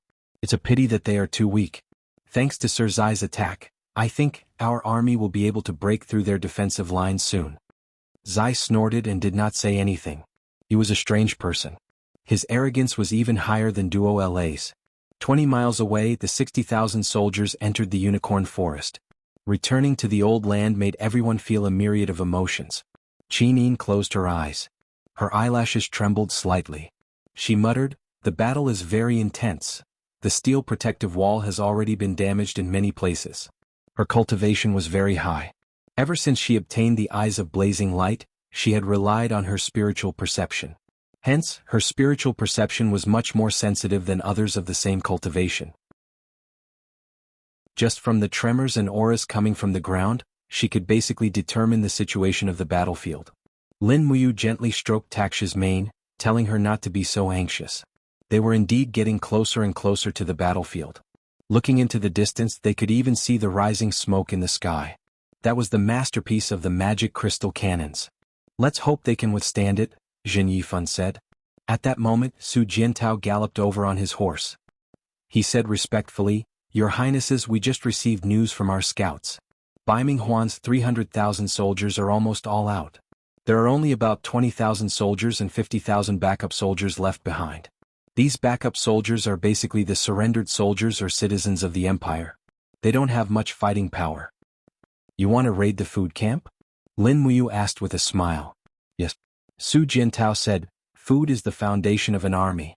An army of 300,000 soldiers consumes at least 1 million kilograms of food every day, and at least 500,000 kilograms of vegetables. The food of the Qinji Empire is basically looted from Winterfrost City and the nearby cities, so it won't be much. As long as we burn their food, they won't be able to fight for long. Once they have the intention to retreat, our army can pursue them." Lin Muyu smiled. Su Jiantao seemed to have matured into a true general who could take charge of an area by himself. Which famous general did not plan for their rations all day long? That was a basic quality of life. "Tell me, how are you going to raid them?" Su Jiantao said, "We can't send too many people. 5,000 light cavalrymen will be enough. We'll split up from here and bring along some kindling. We'll rely on the war horses to swim across the river. However, we must restrain the enemy on the main battlefield. Otherwise, these 5,000 people will be easily hunted down by the Dragon Knights or Godly State experts." "Don't worry." Lin Muyu raised her eyebrows and said, "Xiaoyin, Xiaoxi and I will go to the main battlefield to keep the enemy busy. You and Wei Chou will lead 5,000 light cavalries there. Listen to my orders. Don't come back. After burning their granaries, immediately head east and burn all their food teams and supplies. It will take at least 5 days to get to Winterfrost City from here. Since Baiming Huan dares to come, I will starve his 100,000 men to death." As she said that, Lin Muyu pulled out a token arrow from a guard's hand and said, "Wei Chou, Su Jiantao, listen to my orders. I will allow you two to act according to the situation. Once you enter the east of the river, I will not give you any orders anymore. You two can act on your own and cause as much damage as you can to their rear. Don't worry about anything. In this battle, not only will I crush the Qinji Empire on the river, I will also make them suffer heavy casualties on their way back from Cangnan Province to Lingdong Province. Yes, Your Highness. The two generals knelt down together. After receiving the token arrow, they immediately chose their men and left. Meanwhile, Lin Muyu looked into the distance and said, "Speed up the march. The main battlefield needs our strength." Also, where is Xiling's secret weapon? In the middle of the army, led by dozens of wild warriors. Tang Xiaoxi smiled and said, That's good. Although the secret weapon might not be of real use, it could at least deter the celestial pole continent, right?" In the afternoon, the 50,000 men under Lin Muyu finally reached the steel wall. Looking from afar, the steel wall had already collapsed for a long time, and the two sides were engaged in a close combat under the wall. Roar, roar, roar! Among the rubble, the roars of the tiger leopard cavalry were very ear-piercing. After tearing apart a group of imperial soldiers, they immediately rushed toward the back of the unicorn forest. That was the camp for the wounded soldiers, and it was also the temporary location of the spiritual medicine department where Chu Yao was. Lin Muyu immediately pulled out the Shenyuan sword and shouted, "Kill them! Don't let them get close to the camp for the wounded soldiers. Duke Fan, Aunt Lien, you two immediately lead the main force to reinforce Big Brother Feng Jixing." Amidst the sound of hooves, Lin Muyu led a group of elite cavalrymen and rushed over. The Shenyuan sword was very sharp, and it emitted many sword energies. In the blink of an eye, she killed a group of tiger leopard cavalry single-handedly. By the time Qin Yin and Tang Xiaoxi arrived with the banished army, the army of nearly 3,000 tiger leopard cavalry had already fallen apart. Kill them. In the distance, another group of Tianji army broke through the defensive line and rushed over. There were over 10,000 cavalrymen and heavy cavalrymen, and they rushed over majestically. "Xiaoyin," Lin Muyu said in a low voice, "it's time to use your power." Qin Yin suddenly left her original position and flew into the sky in the next moment. She opened the eyes of flaming dawn, and the enemies on the ground were instantly set ablaze. Those cavalrymen and heavy cavalrymen didn't dare to look directly at the eyes of flaming dawn. They were dumbfounded as if their souls had been electrocuted. Dozens of seconds later, the heavy cavalrymen of the Longdan army camp swept across the battlefield like the autumn wind sweeping away the fallen leaves. On the city wall, Feng Jixing and the others saw the scene in the distance. Feng Jixing couldn't help but tremble with excitement. He laughed and said, "Brothers, Her Highness the Empress is back. Her Highness Yin is back. She is fighting side by side with us." Everyone raised their weapons and shouted. Their morale was instantly raised. Chapter 925. The steel wall continued to collapse under the roar of the magic crystal cannons. The gap was getting bigger and bigger. In the blink of an eye, the more than 50,000 people brought back by Lin Muyu and Qin Yin had all gone to block the gap. Meanwhile, the hundreds of thousands of people led by Feng Jixing, Qin Xiaoli, Qin Yan and others were also fighting with the enemy in the city. The entire defense line of the steel wall was no longer organized. It was completely like a pot of boiling soup. The only order was probably the thousands of people personally led by Feng Jixing and Lin Muyu. Under Feng Jixing's order, nearly 10 different-sized Qingkuan battle formations were gathered at the gap of the city to resist the attack of the Qinji Empire's army. Meanwhile, Lin Muyu led thousands of iron hooves to attack the enemy who crossed the steel wall wantonly like a sharp knife. They strangled the powerful enemies who were besieging the city from inside and outside. In the sky, Qin Yin held the star sword and spread her wings behind her. She led the 3 battle angels, Terralin, Lake and Zhou Shimin, to kill the dragon knights of the Qinji Empire. In the blink of an eye, at least 7 to 8 dragon knights were killed by the eyes of blazing dawn. In addition to the roaring sound of the machines behind them, 2 chariots followed the footsteps of Qin Yin and Tang Xiaoxi under the protection of the army of the Land of Exile. They launched artillery attacks at the shield formation of the Qinji Empire in the distance. Swoosh! The sound of the explosion seemed to have come from underground, and the low rumble was deafening in the blink of an eye. It was the particle cannon, the only high-tech cannon in the banished land that had been preserved in perfect condition. Unfortunately, this was the only one left, otherwise it would have been of great use. "Everyone get on the city wall and shoot at your targets." A leader shouted, "We have pledged allegiance to the Dark Moon Queen. It's time to bleed for the Queen." In the blink of an eye, hundreds of experts from the Land of Exile rushed up the city wall with origin guns and sniper rifles in hand. They had all changed into the armor of the Qin Empire, but their weapons were different. The soldiers on the city wall were all shocked. They gave way and allowed these freaks to help defend the city wall. Soon, gunshots rang out one after another from the city wall. The experts from the land of exile only aimed at the generals of the Tianji Empire who were commanding the attack. They even shot the Kiliarchs and captaincy who were 700 to 800 meters away. In the blink of an eye, the pressure on the defensive line within several hundred meters had collapsed. The Tianji army who had lost their commanders were like headless flies. They were captured and killed one by Feng Jixing's net. Boom. With another 2 loud explosions, the wall between the 2 gaps was also razed to the ground by the magic crystal cannons. The imperial soldiers on the city wall were almost vaporized by the power of the magic crystal cannons. It was too horrible to look at. In this way there was a gap as long as 1,000 meters in the steel wall. It was a bit scary. In the distance the bugle sounded. It was the signal of the Tianji Empire to attack. Countless beast cavalrymen and heavy cavalrymen swam across the water on their mounts. Dozens of dragon knights flew in the air to cover them. In the blink of an eye, they formed a battle formation of at least 50,000 people. This was also the most powerful attack the Tianji Empire could gather in the chaos. Charge! A general of the Divine Cloth Army who had lost an arm roared loudly. The army surged forward like a tide, constantly attacking the Qingquan battle formation that Feng Jixing had set up. Hence, in less than 10 minutes, it was like a tsunami crashing against a low dam. After all, the Qingquan battle formation was formed by manpower. How could a battle formation of 2,000 people block 50,000 people? When the Qingquan battle formation was completely destroyed, it meant that the biggest gap in the steel wall was also lost. Bastard! Feng Jixing descended from the sky with his dual blades. Swoosh swoosh swoosh swoosh.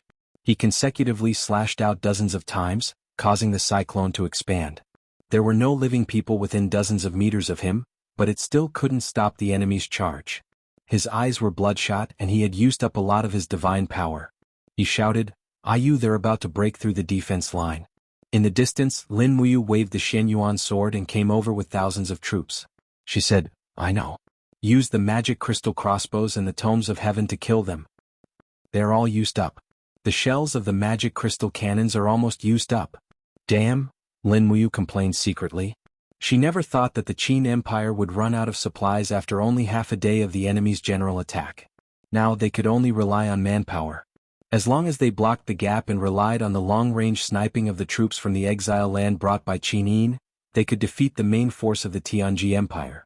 After all, they were on an expedition. If they couldn't take down the enemy after a long time, the morale of the army would be in chaos. Lin Muyu's voice was deep. While leading the cavalry of the Longdan army camp to charge, he concentrated his divine power into his voice line and shouted in a low voice, "All soldiers of the Empire who can still move, take your weapons and join me, Lin Muyu's battle formation. Let's charge together. Even if we die on the battlefield, we will never be bullied again." The appeal of his roar was so strong that Lin Muyu's reputation in the Imperial Army could be said to be like the sun at high noon. It had even surpassed Feng Jixing's. Lin Muyu was the real king in the hearts of the soldiers of the Empire. What an honor it was to follow the Qin Emperor Lin Muyu to charge and break through enemy lines. Even if they died, were defeated, or ended up disabled, at least their lives would not be in vain. At least when they talked to their grandchildren in old age, they could proudly say that they had once followed the imperial martial god to charge and break through enemy lines. Therefore, the defeated, injured, and disordered soldiers of the Empire picked up their weapons one after another. They looked for war horses and shields to arm themselves. Then, like a trickle of water, they gathered around the Longdan army camp. Even many wounded soldiers in the wounded barracks had already picked up their spears and jumped on their horses to join the battle. More and more people gathered, and in the blink of an eye, they had gathered into a battle formation of nearly 50,000 people and rushed straight to the enemy. As they got closer and closer to the enemy, the roars of the tiger leopard cavalry continued. Lin Muyu knew that the enemy in front of him was one of the most elite armies of the Tianji Empire. It was a gathering of the best of the Shin'i army and the Liuji army. Buzz! The Shenyuan sword, the divine path sword, was stained with a lot of blood, but now it was like a holy sword fighting for freedom and dignity. The clanging sound was endless, and as Lin Muyu concentrated his divine power, it shone brightly. As he waved it, he directly struck a tyrannical chaos of the common people, sweeping the turf and soil towards the enemy. For a moment, the enemy was badly mutilated, and people and horses were thrown off their feet. Nature of nature. After the chaos of the common people, Lin Muyu immediately raised his left arm and raised his hand to strike the elephant wheel shuttle. With a swoosh, the bottom of the elephant wheel cut through the ground and rushed forward, directly creating a vacuum in the battle formation of the tiger-leopard cavalry. All the enemies along the way were turned into corpses. At this moment, Lin Muyu was like a killing god in the mortal world. Catasaurus, come out and help the battle. Along with the roar, the little dragon shook its head and appeared. As soon as it appeared, it sprinkled a dragon's breath in the battle formation, burning a group of beast cavalry to death. Then it raised its neck and roared. The majesty of the divine dragon was displayed, and the group of tiger-leopard cavalry almost stopped in their tracks. The tiger-leopard cavalry was just the king of the jungle, but the little apple was the noble king of all beasts. The sound of collisions did not stop. Someone is coming. In the distance, a group of God-state warriors flew straight over. At the front was a middle-aged man with 2 pairs of holy wings on his back. The sharp sword in his hand shone brightly. Behind him were Baiming Huan, Dora, Lin Tongtian, Luo Fei and the others. Finally, the Tianji Empire's strongest force was going to be mobilized. Feng Jixing couldn't help but suck in a breath of cold air. Damn it! Is that the radiant angel Midnight? Terralyn looked into the distance in disbelief. That's me, Terralyn. Midnight actually heard Terralyn's words from afar. With an indifferent expression on his face, he said, Terralyn, you are the successor of the Radiant clan. Don't be stubborn. Do you know that you are helping our enemy? Sheen is my friend. Terralyn slowly pulled out her sharp sword and said, there is nothing wrong with fighting for a friend. Midnight shouted coldly in a low voice, in that case I will no longer care about my friendship with your father. I will help the Western Heaven Realm to clean up the mess. The golden light soared into the sky, and an invisible force spread out, causing everyone to be shocked. It's a spirit wheel. Lake's voice was trembling. After all, he was only a god king. In the face of such a powerful spirit wheel, the fear came from the bottom of his heart and couldn't be suppressed.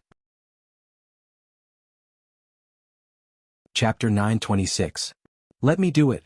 Qinyin slowly opened her arms and suddenly, a total of 13 golden god-binding chains emerged from her body. They encircled her body like elegant ribbons. The flames in the eyes of the blazing dawn flickered and fused with the god-binding chains. Then, a dazzling ice crystal was formed in front of her. It was a huge dragon crystal. Qinyin activated almost all the power of the Law of Light's defensive martial technique. She knew that if she couldn't block this attack, everyone would die. She would die. Tang Xiaoxi, Feng Jixing, Terralyn, Lake and the others would all die. No one could escape from this joke of fate. Wasn't it a joke for a king god to challenge a consummate realm god emperor? Very good. Zai sneered. Shi Yan's sister is indeed extraordinary. I will release you from purgatory today. Xin, your mistake is that you shouldn't be Qinyin. Boom. The huge spirit wheel covered the sky and the earth. It had the momentum to destroy everything. In terms of destructive power and range of power, Zai's spirit wheel couldn't be compared to the spirit wheel Lin Muyu used before. It was stronger, bigger and more powerful. Qinyin gritted her teeth. Her face turned pale. The moment the spirit wheel collided with the celestial dragon crystal, she felt as if she had fallen into an ice cave. She felt a chill in her heart. She realized that the celestial dragon crystal couldn't block the spirit wheel at all. Although her light divine power was the purest divine power, she was only a king god after all. Boom. The celestial dragon crystal began to collapse. However, at least half of the spirit wheel's power remained. Even if this half of the divine power swept across the entire city wall, Tang Xiaoxi, Terralyn, and the others would be fatally injured. Qinyin didn't hesitate anymore. With a shout, her body was bathed in flames. She rushed into the spirit wheel with the star's sword in her hand. Xiaoyin. Tang Xiaoxi screamed hysterically. Xin. Terralyn stood there in a daze, unable to do anything. However, the movement of the divine wheel slowed down because of Qinyin's power. The next moment, the divine wheel suddenly surged with countless sword lights. Terralyn's beautiful eyes widened. It's Lady Xiyan's 7 strikes. Split? That's right, Qinyin exerted all her strength to execute the 7 slashes that Xiyan had taught her. First slash, split. Sparks flew everywhere and his divine wheel trembled slightly. Second slash, judgment. Golden light tore through the sky. His divine wheel was on the verge of collapse. The third slash, annihilation. The power of the divine wheel was finally exhausted. Countless beams of sword light pierced through the edges of the divine wheel and completely destroyed this life-threatening wheel. However, it also brought with it a golden rain of blood. When Qin Yin was ejected from the divine wheel, she was already covered in wounds. Xiaoyin. Tang Xiaoxi was the fastest. She shot out like lightning and hugged Qin Yin in the air. However, she saw that Qin Yin's face was frighteningly pale. The divine wall around her had already been swallowed and destroyed by the power of the divine wheel. Cuts appeared on her fair skin. If it wasn't for her profound cultivation, she would have been obliterated by the divine wheel. Xiaoxi, be careful. Qin Yin held Tang Xiaoxi's hand and forcibly used her grain's god power to slide down the city wall with Tang Xiaoxi. However, her grip became tighter and tighter, not letting Tang Xiaoxi go out. The opponent was too strong. Qin Yin's action was no different from not wanting Tang Xiaoxi to be in danger. However, in the air, Zai, Dora, Baiming Huan and the others still came. Zai had only used up 30% of his divine power when he used the divine wheel, so he still had his combat ability. Dora spread her 4 wings behind her. Holding the Tig's spear, she smiled and said, Tang Xiaoxi, do you want to fight me again? Xiaoxi, no. Qin Yin held Tang Xiaoxi's hand tightly. However, she was shocked to find that Tang Xiaoxi's appearance was changing. She had already entered the nine-tailed transformation, and her beautiful face had become even more bewitching. It was not just the nine-tailed transformation, but the second stage of the transformation, the demon god transformation. Tang Xiaoxi's jade-like palm instantly slipped out of Qin Yin's hand. She smiled gently and said, Xiaoyin, everyone is fighting with their lives on the line. How can I hide in the back alone? You should quickly rest and recover your strength. If I can't beat them, I still have to rely on you. As she spoke, Tang Xiaoxi transformed into a beam of light and shot into the sky. She fought with Dora and the flames surged continuously. The two of them were evenly matched, and the winner would not be decided in a short period of time. However, Zai held his light sword and stood proudly in the air. He said, Does this mean that I have no opponents? In your dreams. A handsome figure instantly appeared in front of him. It was Scholar Ling. Soon the other 3 figures gathered together. Ice Palm, Fire Fist, and Behemoth King had all arrived. Su Hao gently waved the paper fan in his hand and said with a smile, Zai, you are the radiant angel of the heaven realm. We, the 4 peerless white leaves of the mortal realm, are fighting you 4 against 1. It's not like we are bullying you, right? Zai couldn't help but laugh out loud. The few of you are the 4 peerless white leaves that Lin Mu relies heavily on? That's right. Come, I also want to see how strong the people left behind by the former king of gods Fuxi of East Heaven are. Roar. Behemoth King didn't say anything. He charged over with a furious roar and punched Zai's head 3 times consecutively, forcing Zai to retreat continuously. He didn't even have time to prepare himself. He couldn't help but curse in his heart. Flames and frost attacked from both sides. Their power was extremely vigorous and domineering, making it difficult for Zai to endure. After all, he was fighting 1 against 4. Moreover, he was already injured when he pierced through the flame knot of the 7 luminaries Demon Emperor. He had just used up 30% of his power to condense the divine wheel. Even though his power was far above any of the 4 peerless white leaves, he indeed felt that he couldn't split himself into 2 in a short period of time. Luo Fei. Lake slowly rose into the air. The battle angel wings on his back spread open and a sword of light condensed in his hand. He said, We didn't have a clear winner in the chosen god trial. Why don't we have a showdown this time? You should have thought that you would die a horrible death when you followed that poisonous woman Duola. Luo Fei's expression was solemn as he raised his shield. He knew how powerful Lake was. The martial arts of the Dark Light family had its own lineage. The laws of light contained the power of darkness. Although they were despised by the gods of the Western Heaven realm, no one dared to underestimate the Dark Light family. In the second round of the chosen god trial, Lake was 3rd while Luo Fei was 4th. The 2 were originally evenly matched. Come, Lake, let me see the power of the Dark Light family. As you wish. Lake roared angrily.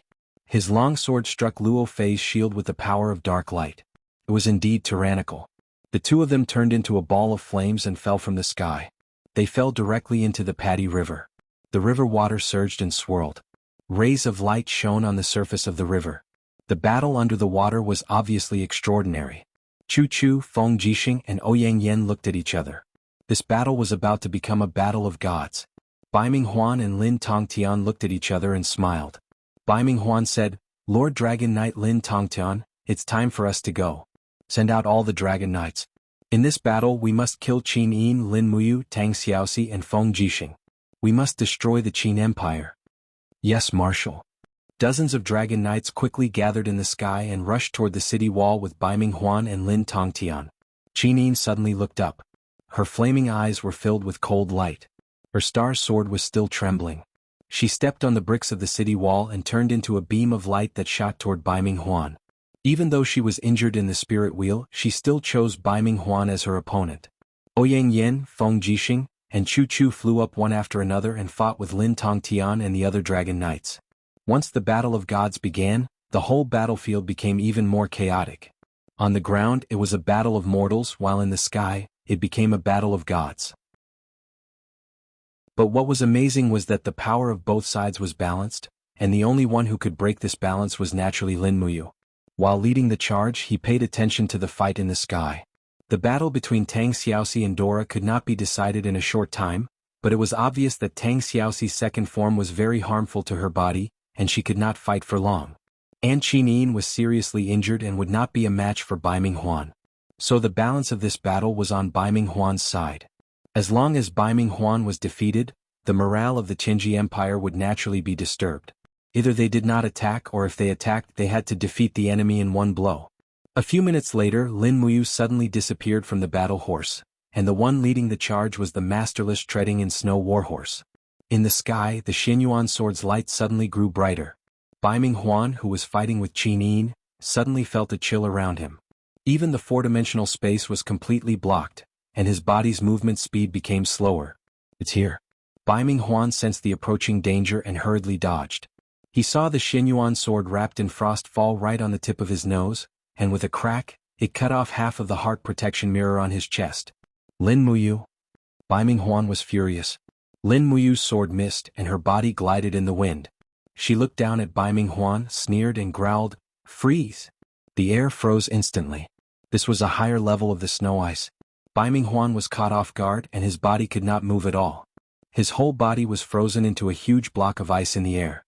Lin Muyu pointed the Xinyuan sword at Baiming Huan and growled, "Die!" The blade shone with starlight, and the power of the seventh star roared out.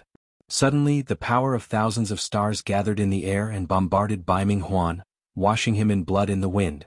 At the same time the huge star power fell at a 45-degree angle toward Daojiang, where the divine cloth army was densely packed. Boom, boom, boom, the earth rumbled and almost everyone looked in Lin Muyu's direction. The seven glorious stars transformation had consumed at least 30% of Lin Muyu's power. Therefore not only did she have to kill Baiming Huan, she also had to kill thousands of divine cloth army soldiers. Only then would she be able to shake their morale. Under the super close attack, Baiming Huan floated in the air, his eyes lost. His chest, legs and even his forehead all had holes, which were the signs of being pierced by the star power. Bang! The body exploded. The Tianji Empire's marshal, Baiming Huan, had actually died on the battlefield, just like the marshal of the Blackstone Empire, Bailey Qin. Chapter 927. Baiming Huan is dead.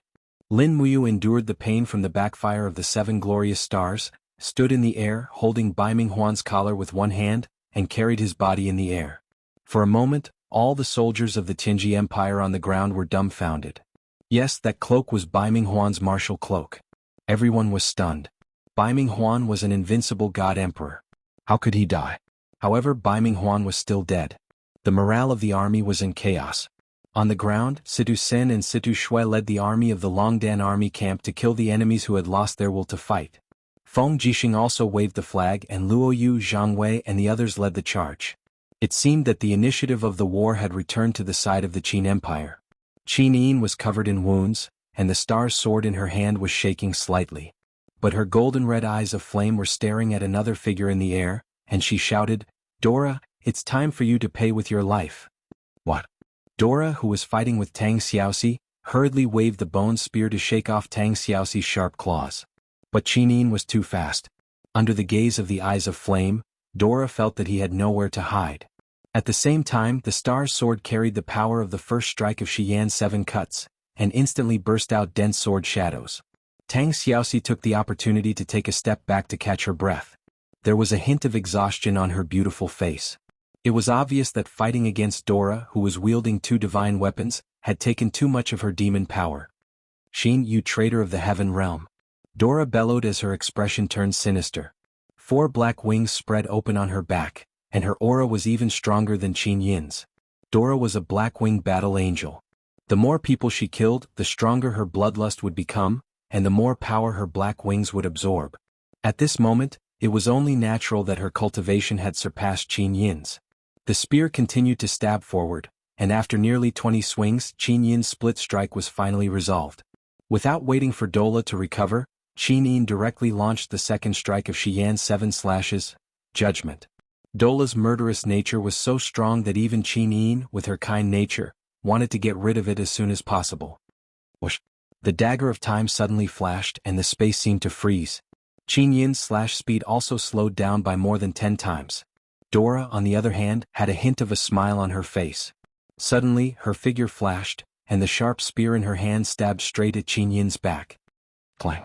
The spear directly pierced through the god wall. Just as Dora thought he had succeeded, the wild glint in his eyes grew even brighter. However, the spear could not advance any further no matter how hard he tried. That was because a strong hand had grabbed the middle of the spear. It was Lin Muyu. "You." Dora could not help but groan inwardly. "Let go." Lin Muyu raised her hand and swung her sword. The Shenyuan sword carried the profound energy of the third star and the overwhelming righteous energy as it swept across. This tyrannical power had yet to even reach Dora, but it already made him feel extremely uncomfortable. Dora had a ruthless heart that respected the strong, so he hated the holy energy contained within the Shenyuan sword, which contained the power of heaven and earth and had compassion for all living things. If he did not let go of the spear, this arm was destined to die under the Shenyuan sword. Dora had no doubt that the person who could kill Bai Minghuan could easily kill him as well. Moreover, this sword was really too powerful. It must be a divine weapon from outside the heaven domain. Otherwise, it could not have such a tyrannical aura. This kind of strength was not something that the weapons in the mortal realm could match. Whoosh! Dora hurriedly retracted his hand. Lin Muyu threw the spear backward and shouted, "Shao Shi catch!" In the air, Tang Xiaoxi's 9 flame tails gathered together and flew away. She successfully got the spear. Taking a deep breath, she smiled gently and said, "Mu got it." As she spoke, Lin Muyu had already stood in front of Qin Yin and attacked Dora 7 or 8 times in a row. Each attack was fiercer than the last. The invisible elephant spell's aura was so overwhelming that Dora could not handle it. The Shenyuan sword's attacks also had a killing effect. Broken feathers kept flying out of Dora's 4 black wings. It was a tragic scene. Qin Yin's eyes were full of hatred. The aura of the flaming eyes was locked on Dora, making her feel like she was dying. "Brother you must kill her or she will kill more of us." Lin Muyu's attacks became even more ferocious, while Qin Yin summoned the god-binding chains and the celestial dragon crystal to assist her in battle. The 3 of them clashed in the air, and the wounds on Dora's body increased. "Luo Fei, save me." She couldn't help but scream. However, Luo Fei did not even have the time to save himself. How could he have the leisure to save her? In the middle of the battle in the air, a person wielding an ice spear urged his dragon to charge down. He shouted, "Miss Dora, I'll cover you. Retreat quickly." The person was none other than Lin Tongtian, one of the 3 dragon riders. The ice spear shone brightly and turned into an ice wall in front of Lin Muyu and Qin Yin. Dora held the dagger of time and suddenly moved a few hundred meters away. That was the ability to accelerate time. Bang bang. Lin Muyu broke the ice wall with 2 swords. She looked at Lin Tongtian coldly and said, "We meet again." "Ah, that's right. It's a pity that I had eyes but failed to see. I didn't know that you were the Qin Emperor of the Qin Empire. If I had known, I would have killed you at all costs." Lin Tongtian's body trembled slightly. He had already used up a lot of his divine power in the previous battle. Now that he had to fend off Lin Muyu and Qin Yin, he was almost at the end of his rope. He didn't even have enough strength to flap his dragon wings. Lin Muyu looked at him coldly and said, "Do you know the consequences of letting Dora go?" "I don't know. I only know that Miss Dora is an angel from the upper realm. Our Qinji Empire is a territory of the upper realm. I have to save her. Otherwise it will bring disaster to the empire." Lin Tongtian stood on the dragon's back and looked at Lin Muyu with clear eyes. He said, "Your Highness, the Qin Emperor, I'm sure you don't want to let me go. In that case, make your move." I know that the Lin Tongtian of today is no match for you. Moreover, you have a godly weapon that is even more powerful than the Dig's spear. Lin Muyu lowered the Shenyuan sword in her hand and said, You are an old acquaintance of Yao. I won't kill you. Take your own life. I'll leave you with a whole corpse. In that case, thank you very much. Lin Tongqian's face was full of gratitude. Tang Xiaoxi and Qin Yin guarded the left and right sides of Lin Tongtian. Lin Tongtian probably couldn't even defeat one of the three, let alone all three of them. Ha! Lin Tongtian suddenly threw his head back and laughed. His voice was trembling as he said, I, Lin Tongtian, have spent my entire life killing enemies for the Empire and wiping out the demon spirits. I never thought that I would die in a foreign land. Perhaps this is karma. Lin Muyu, Qinin, if the two of you conquer the world one day, please treat the people of the world kindly. Lin Muyu said softly, Don't worry, sir. We will. In that case, I have no regrets. Tell Miss Si Kong Yao that although I, Lin Tongtian, failed her request not to attack the Shattered Cauldron world, I have been doing my duty ever since I entered the Shattered Cauldron world. I didn't kill a single commoner. I restrained my subordinates and tried my best to prevent the people from suffering. Take this as my compensation to Miss Si Kong Yao. Ah. If I knew this would happen, I wouldn't have done it in the first place. I should have followed Miss to the Blackstone Empire and become a mercenary. He didn't know that the mercenary Bai Zhe was actually Lin Muyu's subordinate. Qin Yin couldn't bear to see him like this. She said, Lin Tongtian, if you have any regrets, why don't you stay in the Qin Empire? We will treat every capable general well. No. Lin Tongtian shook his head and said, I'm already getting old. I still know what shame and integrity are. A loyal subject doesn't serve two masters. We'll meet again in the next life. As he said this, the divine power in Lin Tongtian's body suddenly became chaotic. Golden light burst out and his joints and meridians exploded. Blood splattered everywhere. His cultivation dissipated in the blink of an eye and he fell to his knees on the dragon's back. His black hair turned white in an instant. Once his divine power dissipated, he naturally lost the ability to maintain his youth. Lin Tongqian's face aged rapidly and he looked towards the east with tears streaming down his face. Lin Muyu's nose turned sour. She said softly, Don't worry, my lord. I'll send someone to bring your ashes back to the celestial pole continent and hand them over to Yao. She'll bury you in your hometown. Lin Tongtian raised his head and looked at Lin Muyu. He lowered his head and fell backward. Just like that, Lin Tongtian, a dragon rider general and one of Sikong Ming's 3 disciples, committed suicide on the battlefield by destroying his meridians. Retreat. Defend the shore. The shout of the 4-winged radiant angel, Midnight, came from the sky. He shook off the beaming king and raised his palm. A ray of light shone down, forcing the other 3 members of the 4 masters of white leaves to retreat. He turned around and disappeared in the blink of an eye. If the 4-winged radiant angel wanted to leave, there weren't many people who could stop him. On the ground, the army of the Tianji Empire also retreated like the tide. However, it wasn't easy for all of them to cross the river. This was a hard-won opportunity for a counterattack. Feng Jixing and Lin Muyu wouldn't let it go.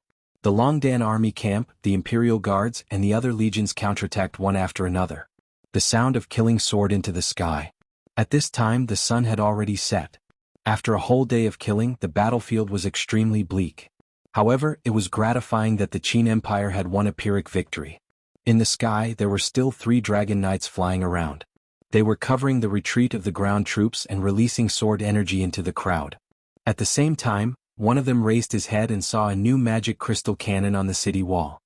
He couldn't help but raise his dragon spear and shouted, Follow me and destroy it. However, the protector of this dragon crystal cannon was Situ's senator. However, Situ Sin didn't stop the dragon knights from coming. He just said to the artilleryman beside him, It's done. Aim and fire. Yes, General. The cannon was quickly calibrated and the muzzle was raised. Bang.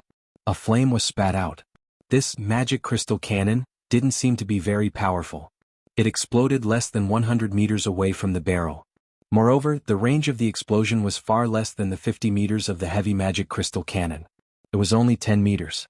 However, one of the dragon knights had already entered the explosion range. In the shock wave, tiny stones flew out and shot into the dragon knight's body. It actually avoided the dragon imperial spiral. A miserable howl came from the sky. The people of the imperial army were dumbfounded. The magic crystal cannon had always been useless against the dragon knights. However, this cannon seemed to have hit the Dragon Knight.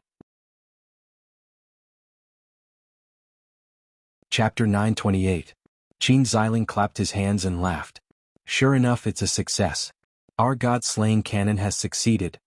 Situ Sen looked to the other side and said, Magic crystal cannon, give it a try.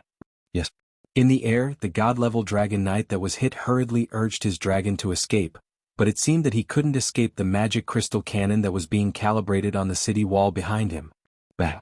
Raging flames stuck out its tongue, and suddenly there was an explosion 300 meters away. The light from the explosion of the magic crystal cannon instantly engulfed the Dragon Knight. Without the protection of the Dragon Imperial Battle Wheel, both the Dragon Knight and the Dragon Knight were blown to pieces. Even his divinity was probably blown up. On the city wall, a group of soldiers were dancing with joy.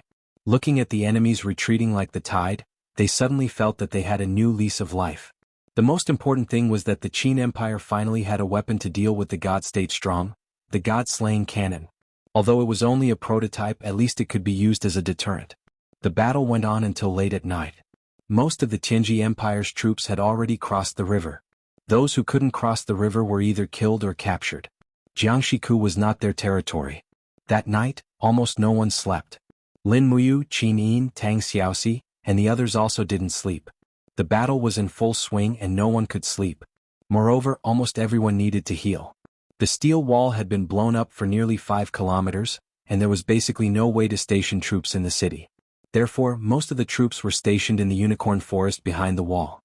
At dawn, thousands of lights connected in the forest, and the sound of cooking could be heard everywhere. The soldiers had been fighting for a day and needed to replenish their strength. In the central tent, Chu Yao carefully applied medicine and bandaged Qin Yin's wound. She said, Your Highness, who injured you to this extent? Qin Yin closed her eyes and smiled softly. It's not someone else who injured me. I just broke into the spirit wheel. Sister Chu Yao, thank you so much. When you bandaged me, he didn't know how to control his strength. It hurt so much, Chu Yao giggled. Yu is a general, so of course he doesn't know what's important. Lin Muyu was sitting at the side, using his qi to heal Tang Xiaoxi's injuries. He realized that Tang Xiaoxi's bones would be damaged after her second transformation. If she didn't receive treatment for a long time, she would definitely become a cripple. Fortunately, his supreme divine power was of the same origin as Fushi's divine power, and Fushi's divine power itself had the ability to heal the divine body. Terralin, Lake, Xiangyu, Chu, Su Hao and the others also returned one by one. The battle during the day ended before dawn the next day, and the men from each battalion had also returned. When Zheng Yifan and Su Yu opened the tent door and walked in, Lin Muyu knew the results were out. Master Fan, what's the result of the calculation? Lin Muyu asked. Zheng Yifan bowed respectfully, then bowed to Qin Yin and said, Reporting to Your Highness Yu, our army lost more than 114,000 men in this battle. That's half of our military strength. So many? Tang Xiaoxi murmured. Yes. Zheng Yifan said, the enemy's military strength was originally above ours. So what's the result of the battle? We counted more than 143,000 corpses of the Tianji Empire soldiers and more than 8,000 captives. According to the number of people, the Tianji Empire still has about 150,000 soldiers in the west of Daojiang, which is 50,000 more than us. Moreover, it is said that there are still warships of the Tianji Empire in the East Sea, and they have already begun to recruit new soldiers in Lingdong province. Zheng Yifan's eyes were slightly uneasy as he said, Your Highness, if the next battle is still like this, I'm afraid that even if we annihilate the Tianji Empire's expeditionary army, there won't be more than 10,000 soldiers left in our army. Qin Yin nodded, Yes, I know. Master Fan, you've worked hard. Please take a seat. Thank you, Your Highness. Feng Jixing sat cross-legged beside Lin Muyu and asked, So what should we do next? Wait.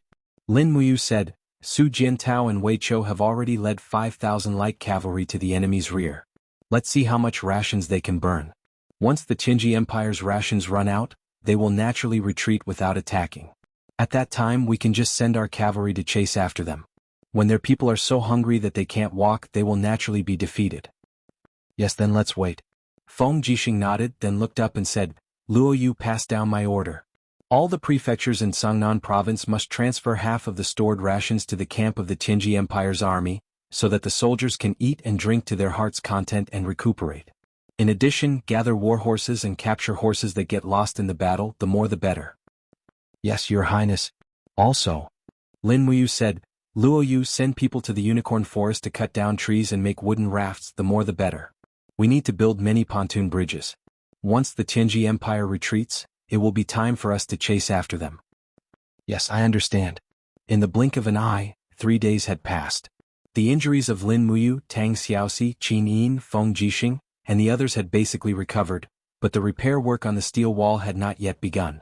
It would only start after the battle was over. However, quite a number of civilian laborers had been recruited. Su Jiantao had guarded Songnan province for 5 years, and he had been conscientious. Wugu City was overflowing with wealth, and the manpower and material resources could still be considered to be able to keep up. Early in the morning, a few more troops appeared on the official road. They were all private troops from Tianshu province and Yunzhong province who had heard the news. After hearing about the great victory of the steel wall, all the feudal lords from various places came to rescue the empress. In fact, everyone knew that these people were just here to get a share of the spoils and receive more rewards after the empress returned to Zetian Palace Hall. Even some of the bandit leaders brought their men down the mountains to rescue the empress. The morning tea rippled with a faint fragrance. Qin Yin held the teacup and gently took a deep breath. She couldn't help but smile and say, "It still smells the same." Shengguan Jingyue chuckled and said, "Well, the tea in Wugu City is not much different from the tea in Lanyan City. It's good that Your Highness likes it." However, Feng Jixing was somewhat frowning. Although Qin Yin couldn't see it, she could feel it. "General Feng, what's wrong?" She was still used to calling Feng Jixing General Feng because this was how he used to be. Feng Jixing cupped his fists respectfully and said, "Your Highness, there are more and more troops in the Unicorn Forest. The feudal lords from Tianshu Province, Songnan Province and Lingbei Province have all taken out their family assets. This Unicorn Forest is filled with chaotic troops, but they don't obey orders. I sent Luo Yu and Zhang Wei to recruit their troops. The feudal lords from various places made different excuses, but none of them were willing to listen to my orders." Qin Yin nodded and didn't say anything. Su'er said, "When the conscription order was issued, we also thought of this result, but we didn't expect it to develop to this point. Now, the Imperial Army in the Unicorn Forest only has a total of 100,000 people, while the feudal lords have close to 300,000 people. They are divided into hundreds of feudal armies, and the largest of them has 40,000 people. However, they are all a motley crew and no one is willing to be the vanguard." Zhen Yifan said, "The laissez-faire of power has already made these feudal lords not know what a ruler is." Qin Yin bit her red lips and asked, "Xiaoxi, what do you think?" Tang Xiaoxi put down her teacup and said, "I went to see the feudal lords' armies this morning, and it's not too much to call them a motley crew. Many of the troops are even made up of farmers. In order to gather a strong army, the feudal lords have gone around snatching people, and there's even a rule of drawing 1 out of 3. That's not all. There should be about 2 million feudal lords' armies in the entire country, but most of them are farmers. These people should be discharged from the army and returned to farming. Otherwise, if the land can't grow food, how can the empire continue to fight?" Then what does Xiaoxi mean? We have to think of a way to not only appease the feudal lords, but also make them reduce the number of troops. Otherwise, if this goes on for a long time, I'm afraid we'll fall into chaos. Feng Jixing made a cutting gesture. "In my opinion, it's better to cut the Gordian knot and slaughter all the feudal lords. We'll take their elite troops and disperse the rest of the troops." "That won't do." Tang Xiaoxi shook her head. "Your method may work in troubled times, but once we expel the bandits from the celestial pole continent, we'll be ruling the country. If we use General Feng's method to rule the country, Xiao Yin definitely won't be able to be the empress." Qin Yin pursed her red lips and said, "Actually, it doesn't matter if I don't become the empress as long as I can accompany you and you." "Please don't." Tang Xiaoxi was a little anxious and said, "Xiao Yin, you must not have such an idea. If you don't become the empress, I'm afraid the world will really be in chaos. At that time, all the feudal lords will proclaim themselves as kings and fight each other. The Qin Empire will really be finished." "Alright then. I wonder what you thinks. Where is he?" "He went out early in the morning. I heard he went to spy on the military." Suyu couldn't help but frown. A dignified marshal of the 3 armies going out to spy on military affairs is simply child's play. When he comes back, we must give him a good warning. A crack appeared in the tent, and Lin Muyu stepped out and said with a smile, "What does Aunt Luo want to warn me about?" Su Yu pursed her lips. "What did you spy on?" "The Flowing Harmony Army and the Divine Cloth Army have already started packing their supplies. If nothing unexpected happens, they will definitely retreat within 3 days. In addition, there was no smoke in their camp at noon yesterday. If nothing unexpected happens, they have already run out of food, so they directly skipped their lunch." "They ran out of food?" Feng Jixing asked excitedly. "Yes, it should be." Lin Muyu asked with a smile, "Big brother Feng, how many cavalry soldiers do we have?" "Don't worry." Feng Jixing said, "I annihilated 60,000 wolf soldiers in Yunzhong province, and most of their mounts are well preserved. It can be said that as long as our main force of 100,000 soldiers can ride horses, we will have 100,000 cavalry." "That's great. I saw that there are almost no war horses in the stables of the Tianji Empire. They started slaughtering the war horses a day ago. I reckon that in another 2 days they will all become infantry. If nothing unexpected happens, Wei Chou and Su Jiantao's operation behind the enemy's back has already been effective. The time to counterattack will also come in 1 or 2 days." "Yes. Man proposes but God disposes." Sometimes, no matter how scheming people were, the factors of the right time and the right place would not change because of people's will. Although the Qinji Empire was strong, it always lagged behind others and would eventually be defeated. Chapter 929. At night, the sky was filled with stars. The fog of the summer night slowly descended and turned into dew. The camp was damp, and the dew on the branches and leaves kept splashing down, making pitter-patter sounds on the tent as if it was raining. Gong Xiangming stood quietly under the lantern, raising his head to look at the stars in the sky. He did not speak. Whoosh! The tent door opened and Castor, the commander of the Flowing Dawn Army, appeared. "Why aren't you sleeping, advisor?" he asked with a smile. Gong Xiangming nodded and smiled. "How can I sleep? Why aren't you sleeping, commander?" "I can't sleep either." Castor rubbed his nose and said, "Have you heard the news, advisor? The Eternal Night sect, the Blood Cloak sect, and the other sects have all surrendered to the Four-Winged Angel, Zai. The entire Divine Cloak Army is no longer under our control. It's as if it has become the private army of the Radiant Angel. This is not good. What else can we do?" Gong Xiangming seemed to be in a daze. "With the death of the marshal, we are without a leader. Neither you nor I have enough prestige to command the 3 armies.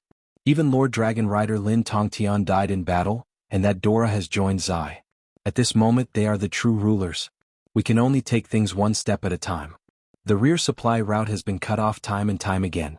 The light cavalry of the Longdan army camp sometimes gathers and sometimes scatters. They come and go unpredictably and have already burned more than 20 of our granaries. We can't even feed our soldiers a full meal anymore. The war horses have been eaten in 3 days, and it will take at least 10 days to walk to Winterfrost City.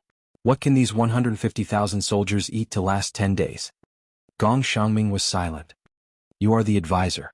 You should at least say something, right?" Castor said calmly. "All right." Gong Xiangming looked up at Castor and asked, "Commander, do you think we are humans or beasts?" "Nonsense, of course we are humans." "Then I am at my wit's end." "Then?" Castor frowned and said, "What if we are beasts?" "Then there is a way to feed the army." "What way?" "Eating human flesh." Gong Xiangming's voice was soft but firm. "Those who achieve great things don't bother with trifles. From here to Winterfrost City, although the land is barren and there are few cities and towns, there are still some villages. Send our people into the villages to capture the civilians of the Qin Empire and eat them. That way the army may be able to make it back to Winterfrost City." Castor instantly broke out in a cold sweat. If they followed Gong Xiangming's plan, the Tianji Empire would no longer be able to establish itself in the Shattered Cauldron realm in the future. After all, who would support a man-eating army? His eyelids twitched violently as he said, "Military advisor, this is simply heartless. If we really do this, the Tianji Empire can forget about ruling over the Shattered Cauldron realm." "Hee, Commander, do you still think the Tianji Empire can defeat the Qin army?" "What do you mean? There are at least 800,000 troops recruited by our empire and Lord Zhang Cheng's troops. Why can't we win this war?" Gong Xiangming took a deep breath and said, "Because the Empress of the Qin Empire, Qinin, is back. With the loyalty of the people, and with the famous generals like Lin Muyu, Feng Jixing, Su Jiantao, and Wei Chou, how can we fight the Qin Empire? Even if we take a step back, we can only rely on the Dragon Knights. But now they have giant cannons that can kill the Dragon Knights. They are ahead of us in terms of weapons. If we continue to stay in the Shattered Cauldron realm, we will only be a burden to our homeland and the Tianji Empire. At that time, if the new emperor of the Celestial Empire, Qin Yu, uses force, I'm afraid even our homeland will be in the hands of others. Castor felt a chill down his spine. Military advisor, are you serious? What else is there to hide from you? Gong Xiangming turned around and patted Castor's shoulder lightly. He smiled and said, previously we may have had some disagreements in terms of strategy and caused some misunderstandings. But now there are no gaps at all. Commander, don't think that we are the victors anymore. The expeditionary army has already been defeated. If we continue to be stubborn, we will only push the Tianji Empire to the edge of a cliff. After all, the Tianji Empire is different from the Blackstone Empire. Our territory is vast and the people are rich. It is enough to compete with the Celestial Empire. We don't have to bet all our bets on the Shattered Cauldron realm. After all, in terms of military force and strategy, we have lost to the Qin Empire. Castor frowned.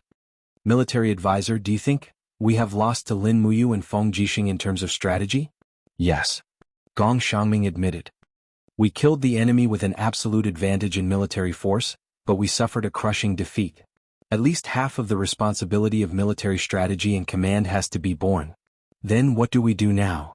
Haven't we already decided to retreat? Commander, you can send 10,000 people into the villages and towns in the rear to capture people to make food. Then you can leave 50,000 elites to persuade the Godly Yi army to help us fight.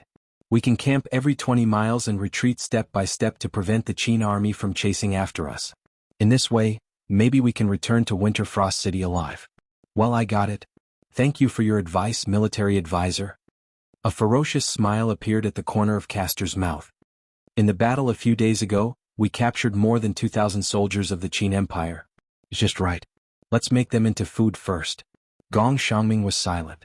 From a military point of view, eating people was right. But from a moral point of view, the Tianji army was gradually becoming a beast. The morale of the army would change sooner or later. It was just that a reckless man like Castor did not understand such a change. The next morning, the soldiers of the Liuji army got up one after another, ready to break camp and retreat. But the meal before the retreat made many people vomit, because they found human fingers, legs and other body parts in the soup pot. Unknowingly, the army rations had changed from grains to human flesh.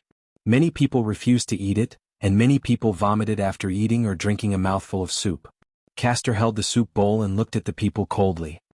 He drank the soup in one gulp and shouted in a low voice, "If you don't eat, you won't have the strength to march.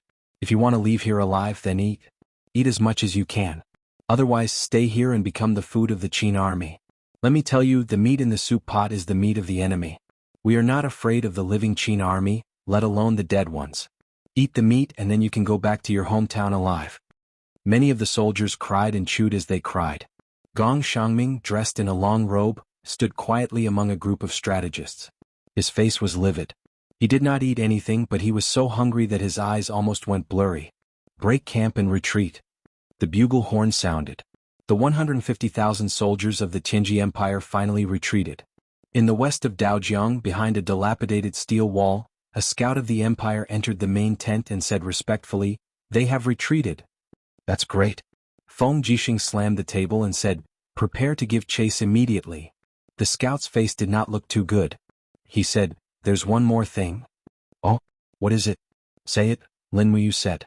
The scout gritted his teeth and said, "Our people found out that they killed all the captives and used them as food last night. More than 2,000 people of the Empire who were captured, all died for the Empire." "Beasts, they are a bunch of beasts."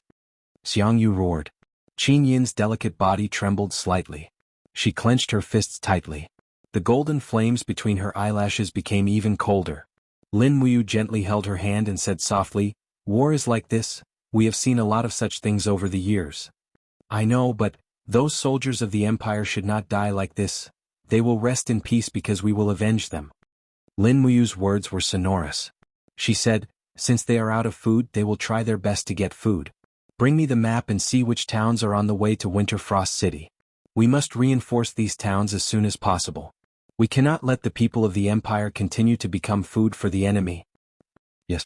Zhen Yifan suddenly said in a low voice, Your Highness, if we give chase, what will happen to the feudal vassal army?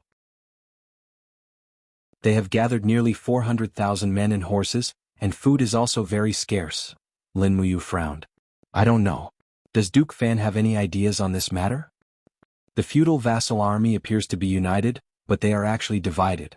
Each of them has ulterior motives. We must appease them well. Otherwise there will be chaos.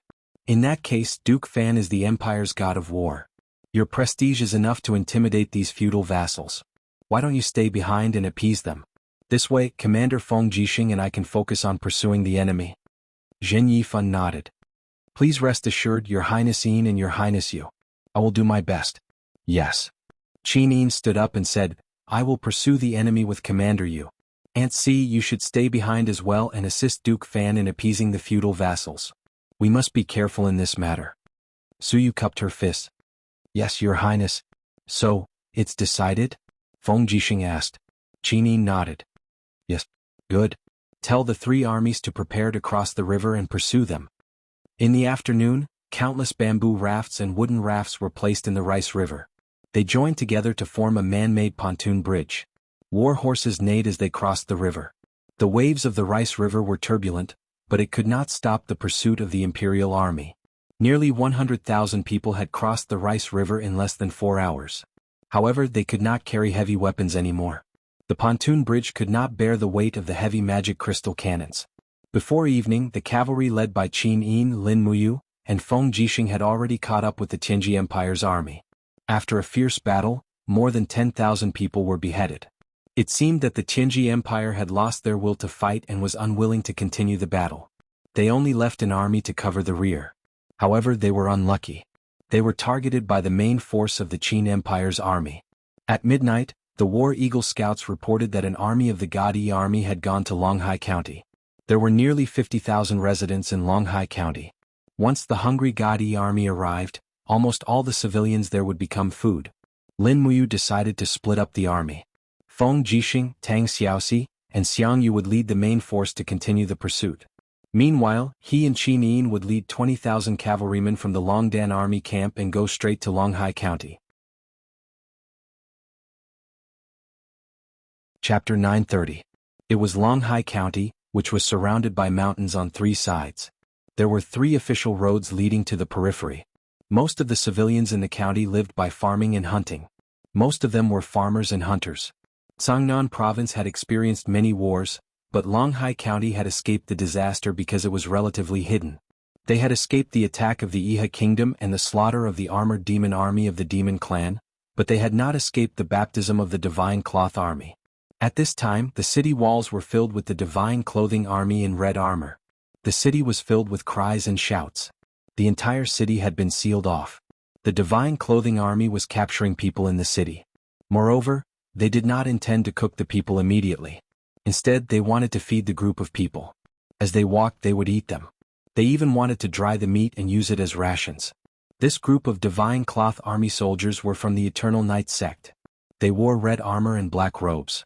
Most of them were practitioners, but most of them were in the human realm, the earth realm, and the heaven realm. Without food, they would also be hungry, and they were no different from mortals. In the city, the civilians were connected by iron chains, crying. They did not know what was waiting for them, but it was obviously not good. On the square, Jin Luan, the white-haired suzerain of the Eternal Night sect, was riding on a warhorse. He looked at his subordinates coldly and said, "Finish the battle quickly. We must leave this city in 2 hours." "Yes."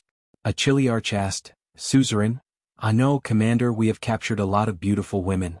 What should we do?" Jin Luan was a little angry. "You still want to kill women at this moment? You are courting death. Send my order to kill them all. We must not be dragged down by women. What we need is food.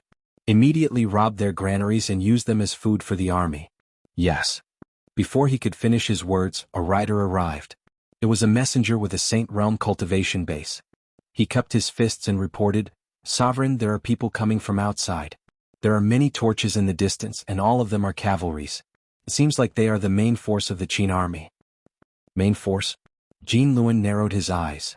How many people are there?" "About 20,000. The Qin army is too arrogant. How dare they take the initiative to attack us with 20,000 people? Don't they know that there are 30,000 divine cloth army in this small Longhai county? Send my order to prepare for battle. Rely on the strength of the city to repel the enemy. Open the east gate of the city. Once they are stopped, immediately retreat from the east gate. Yes. Under the moonlight, the soldiers of the Longdan army had arrived at the west gate of Longhai County. Under the moonlight, the soldiers of the Longdan army led Lin Muyu soldiers in the city. Under the city, the soldiers of Longhai had arrived. Of guards of the Longdan Longhai County.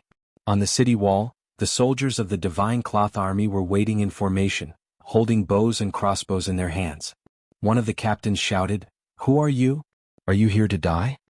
Lin Muyu frowned and did not answer. She just said to Situ Shui next to her, "Shui, order the magic crystal crossbow troop to fire the magic crystal crossbows. Blow up the west gate."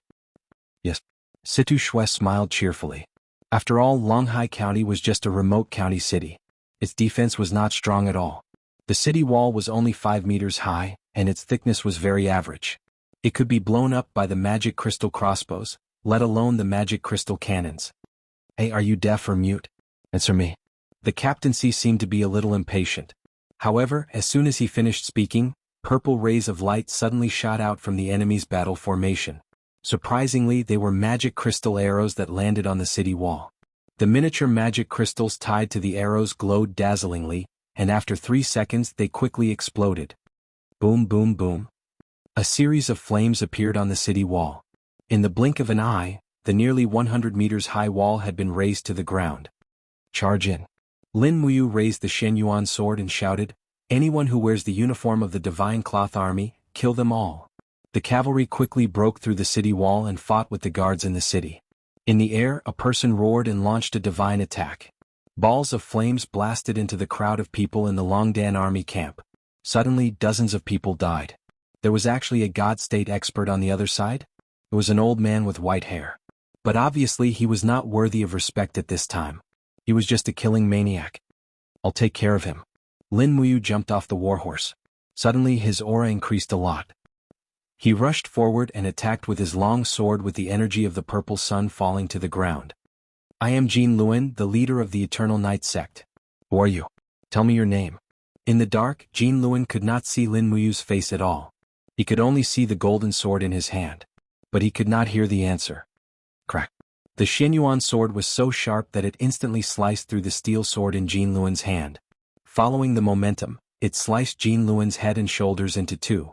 A mere godly state expert at the 28th level of Grotto Heaven was completely unable to withstand Lin Muyu's attack. "Lin Muyu?"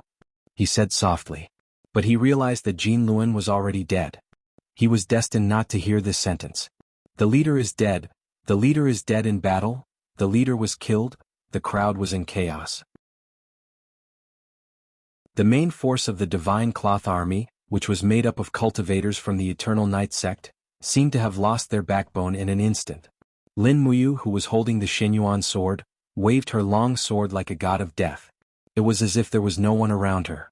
When a few captains were trying their best to maintain the momentum of defeat, another golden light bloomed in the sky.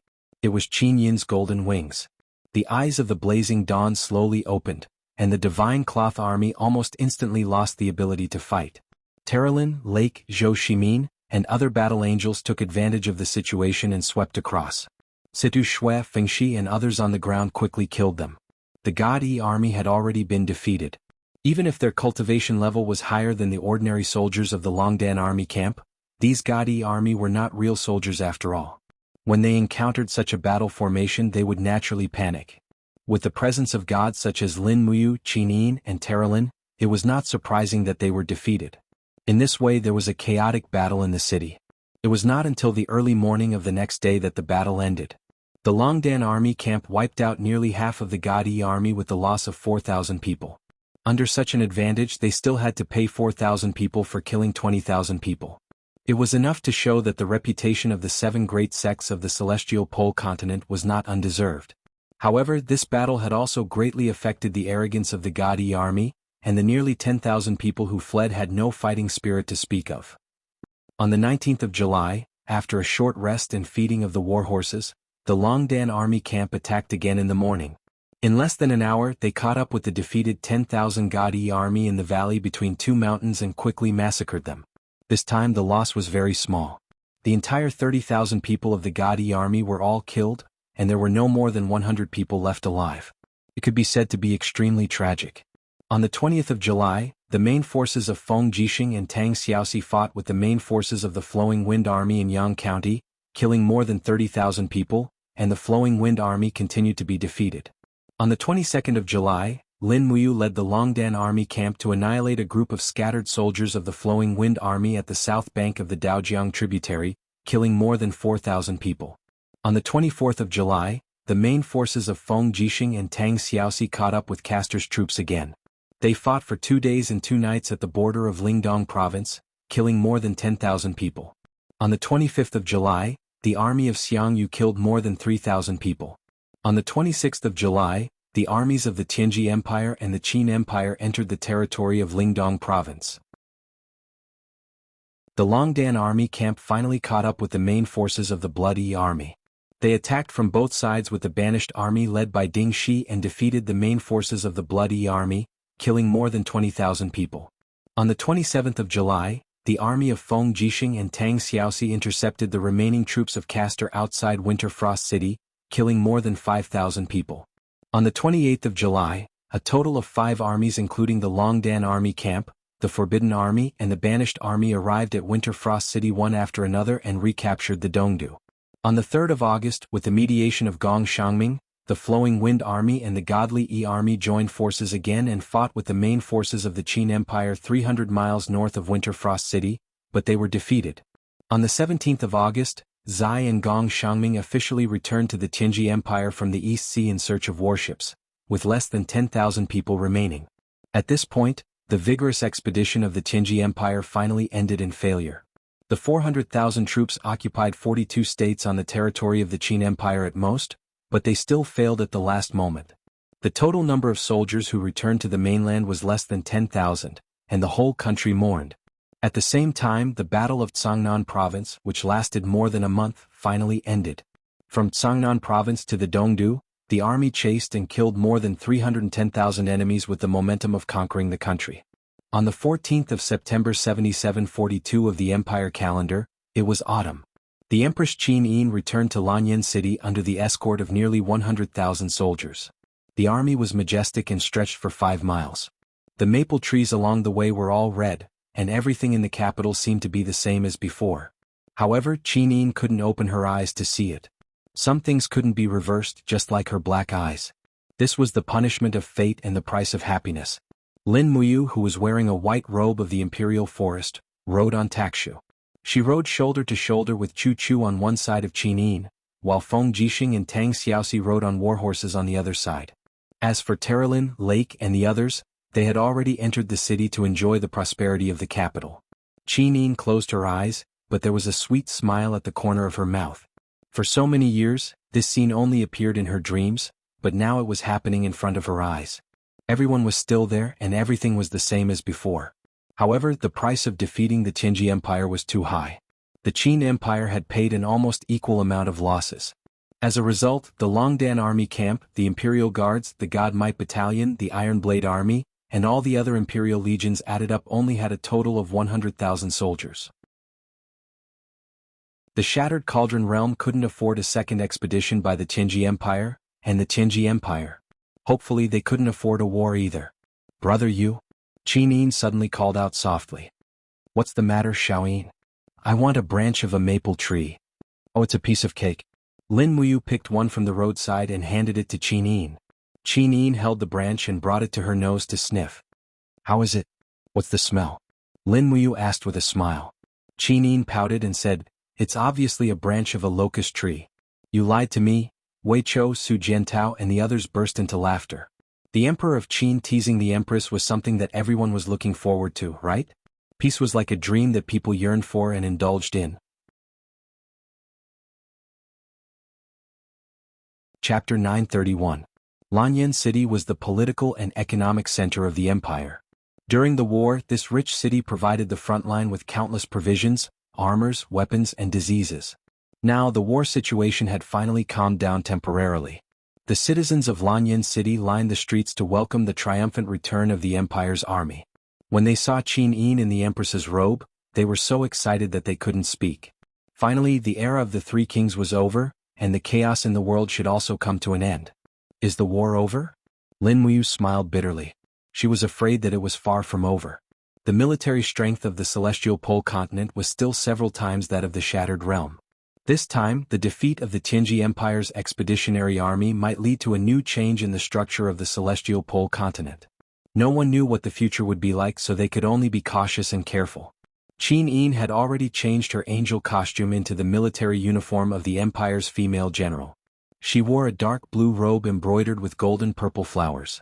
This was the standard attire of the Empress during the war, but she kept her eyes closed and followed Lin Muyu all the way to Zetian Palace Hall. Behind the Empress, the Imperial Guards who had gone to war had already been reduced from more than 100 to at least less than 30. It was very dismal. At least, the Empire's generals were still intact. At least, Lin Muyu, Feng Jixing, Qin Yan, Wei Chou, Su Jiantao, Zhen Yifan, and the others were still alive. These people were the cornerstones of the Empire. Qin Yin was very clear that if the soldiers were gone, they could be recruited again.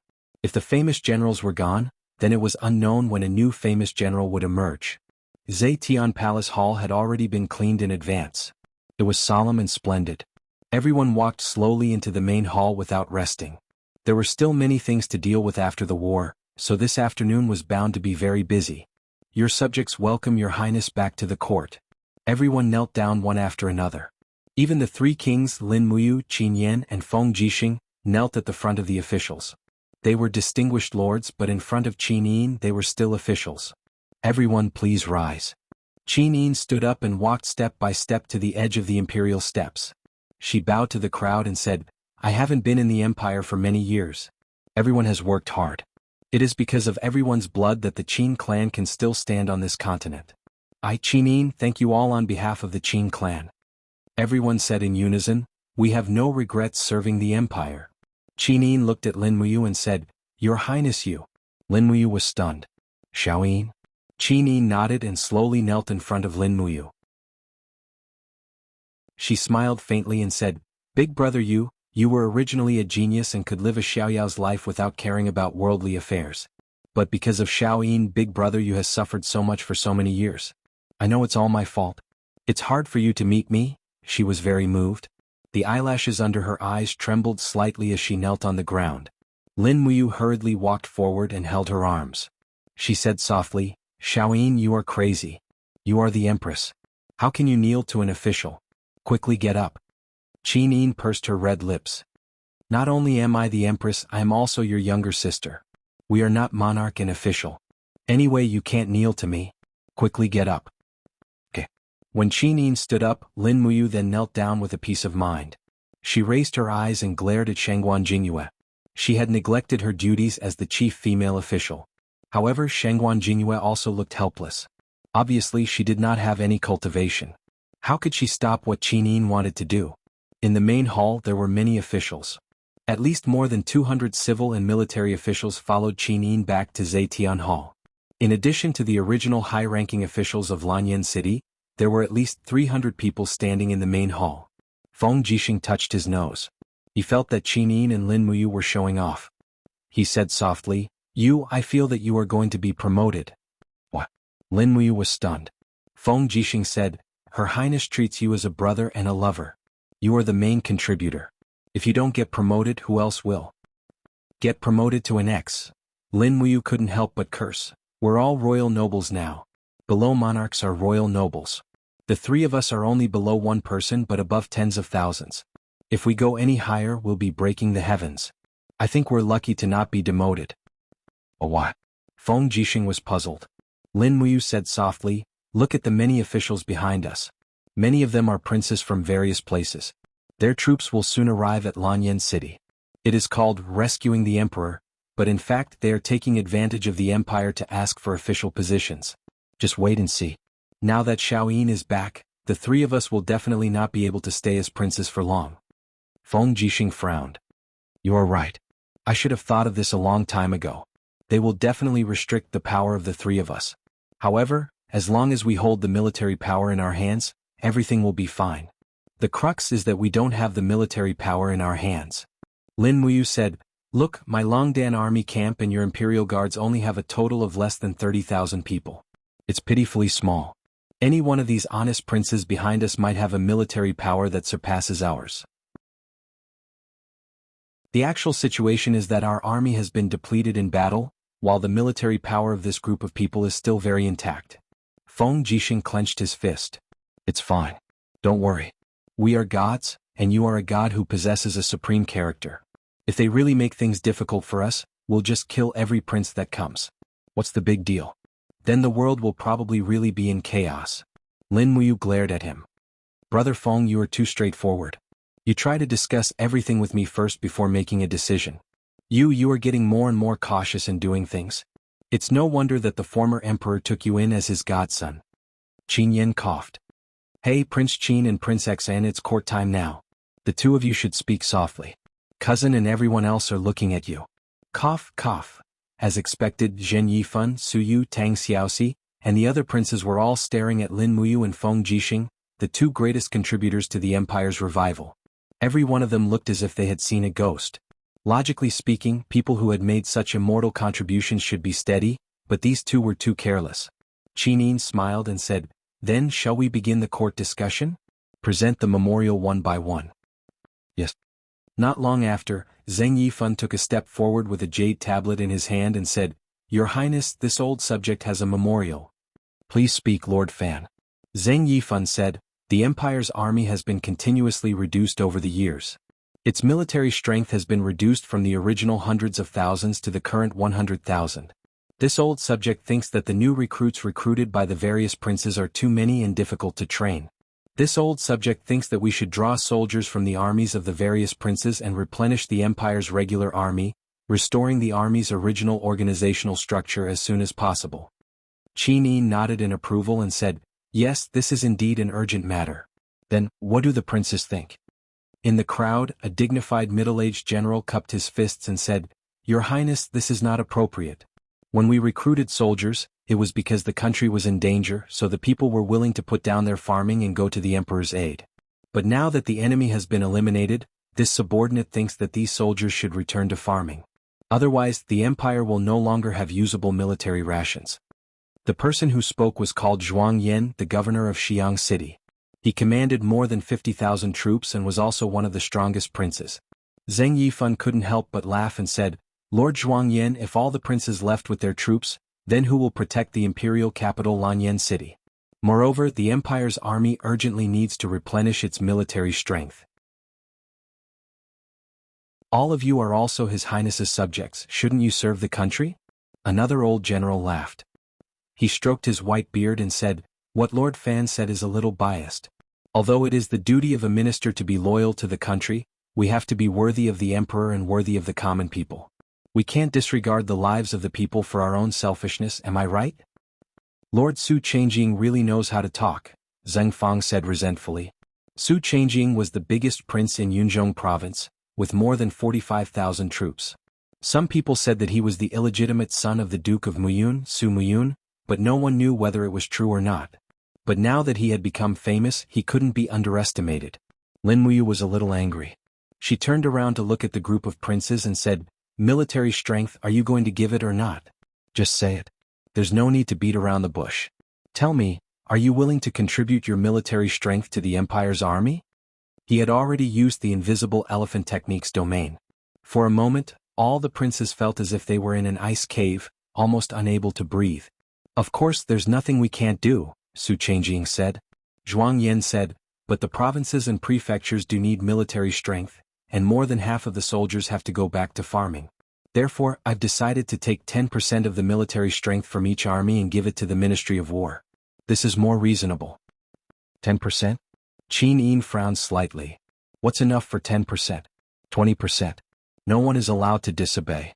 Otherwise they will be punished according to military law." "Yes." The group of princes knelt down one after another, their faces pale. Qin Yin continued, "In 7 days all the soldiers must be reported to the Ministry of War. The Ministry of Personnel will reward the princes according to the number of troops they have handed over. The reward ceremony will be held in 7 days." "Thank you, Your Highness." The ministers cheered. Lin Muyu, Feng Jixing and Tang Xiaoxi all wore cold expressions. Obviously, the situation was no longer under Zetian Palace's control. The princes had their own ideas and the people's hearts were in chaos. Late at night, there was a sea of sparks outside Lanyan City. The troops of various princes arrived one after another. In the darkness of the night, a group of noble generals dressed in brocade entered a large tent in the chaotic camp. They were the princes with strong military strength who had been in Zetian Palace during the day. Zhuang Yan, Su Chengjing, Lu Xiu and the others were among them. Chapter 933. Servants serve the wine. This was Zhuang Yan's main tent, so naturally he was the host. Zhuang Yan had close to 60,000 soldiers under his command. He had brought almost all the soldiers he could gather from the entire Swift White province. As the most powerful feudal lord, he seemed to have other plans. Su Chengjing, Lu Xiu and the others sat down one after another. They looked at each other, not knowing why Zhuang Yan had called them here. The song and dance can begin now, Zhuang Yan said lightly. Inside the barracks, slender women in black cloaks walked in one by one. Under the illumination of the candlelight, their beautiful faces were extremely moving. What was unimaginable was that there were actually dozens of high-quality beauties hidden within the army. However, it seemed that these beauties were merely Zhuang Yan's exclusive pets. The dancers raised their hands and untied the cloaks in front of their chests. When the cloaks fell to the ground, everyone's eyes lit up. These dancers only wore close-fitting silk dresses, which outlined their graceful figures very enchanting. Their bodies swayed gently and it was extremely beautiful. Everyone, how are the beauties of my Swift White province? Zhuang Yan suddenly asked. Su Chengjing was startled, then he smiled and said, very good. The Swift White province is indeed a good place to nurture such stunning beauties. Zhuang Yan raised his cup and laughed. Come, let's drink to the brim first. No one dared to disrespect Zhuang Yan. Everyone raised their cups. After 3 rounds of wine, Zhuang Yan waved his hand. Immediately the dancers took their seats. Almost every feudal lord had a dancer beside him. Zhuang Yan squinted his eyes and smiled. There's wine for today. Please don't let this good time go to waste. Haha. Bailing City's prefect Lu Xiu frowned and said, Lord Zhuang Yan, I wonder why you called us here. Zhuang Yan said, it's nothing important. I just wanted to invite all of you here for a banquet. Why, Prefect Lu, do you think I have something on my mind? Ah. Lu Xiu cupped his fists. No, please don't think too much. No, I really do have something on my mind. Zhuang Yan's voice suddenly became stern. Immediately all the vassals looked over. Zhuang Yan seemed to be a bit drunk as he stood up shakily. Holding a wine cup in his hand, he said, we are all subjects of the Empire, and we have worked hard for the sake of protecting the Emperor. Today the forces gathered by all of you here are more than 10,000 men. We have dragged out an ignoble existence in our respective cities, seized cities from the enemy, and slaughtered their soldiers. However, to this day we have not received any rewards. Why is it that Wei Chou, Su Jiantao, and the others have been promoted to nobility and given more contributions? What? It's only because they are the direct subordinates of Qin Emperor Lin Muyu. I Zhuang Yan feel sorry for everyone here. Su Chengjing remained silent. Lu Xiu, on the other hand, put down his wine cup with an indignant look on his face and said, that's right, they look down on our background and think that we are just local tyrants. The words of Zetian Palace have never been in our hands. Her Highness the Empress has only put people like Zhen Yifan, Su Yu, Lin Muyu and Feng Jixing in important positions. She has nepotism and vassals from other places like us will never have a chance. That's right. A burly man stood up. He was the prefectural governor of Tianshu province, and his name was Zhou Heng. He had gathered more than 20,000 soldiers. At this moment, his face was flushed red and he said angrily, we also want to serve the Empire, but why are we always inferior to others? Zhuang Yan smiled faintly and said, that's right, that's the reason. If we hand over our military power, I'm afraid that we will soon become fish on the chopping board, waiting to be slaughtered. Everyone, we have to think about our future and prospects. Su Chengjing narrowed his eyes and asked with a smile, then, what exactly do you think, Sir Zhuang Yan? Zhuang Yan laughed heartily and suddenly threw his wine cup to the ground. The world should be governed by the people of the world. Why should one person have the final say? Everyone was shocked. Zhuang Yan's words were no different from treason. Lu Xiu frowned and said, Sir Zhuang Yan, please be careful with your words. Her Highness is benevolent and has never done anything that would harm the common people. If your words are heard by the three dukes or Princess Shi, I'm afraid you will have to bear the consequences. What? Are you afraid, Sir Lu? Zhuang Yin smiled and pointed at the door. The door is over there. If Sir Lu is afraid, please leave. I Zhuang Yin do not keep cowards in my tent. Lu Xiu gritted his teeth. When he came in, he saw many guards outside the tent. If he really went out, he might not have the chance to return to his tent. Zhuang Yin was a ruthless person, and there was nothing he couldn't do. I'm not afraid, I'm just worried, Lu Xiu said. Don't worry. As long as the feudal vassals stick together, what can they do? Zhuang Yin said. Yes. Yes. Everyone agreed in unison. Su Changjing said, then what does Sir Zhuang Yin want? Zhuang Yin said, doesn't Her Highness want 20% of our military strength? Then give it to her.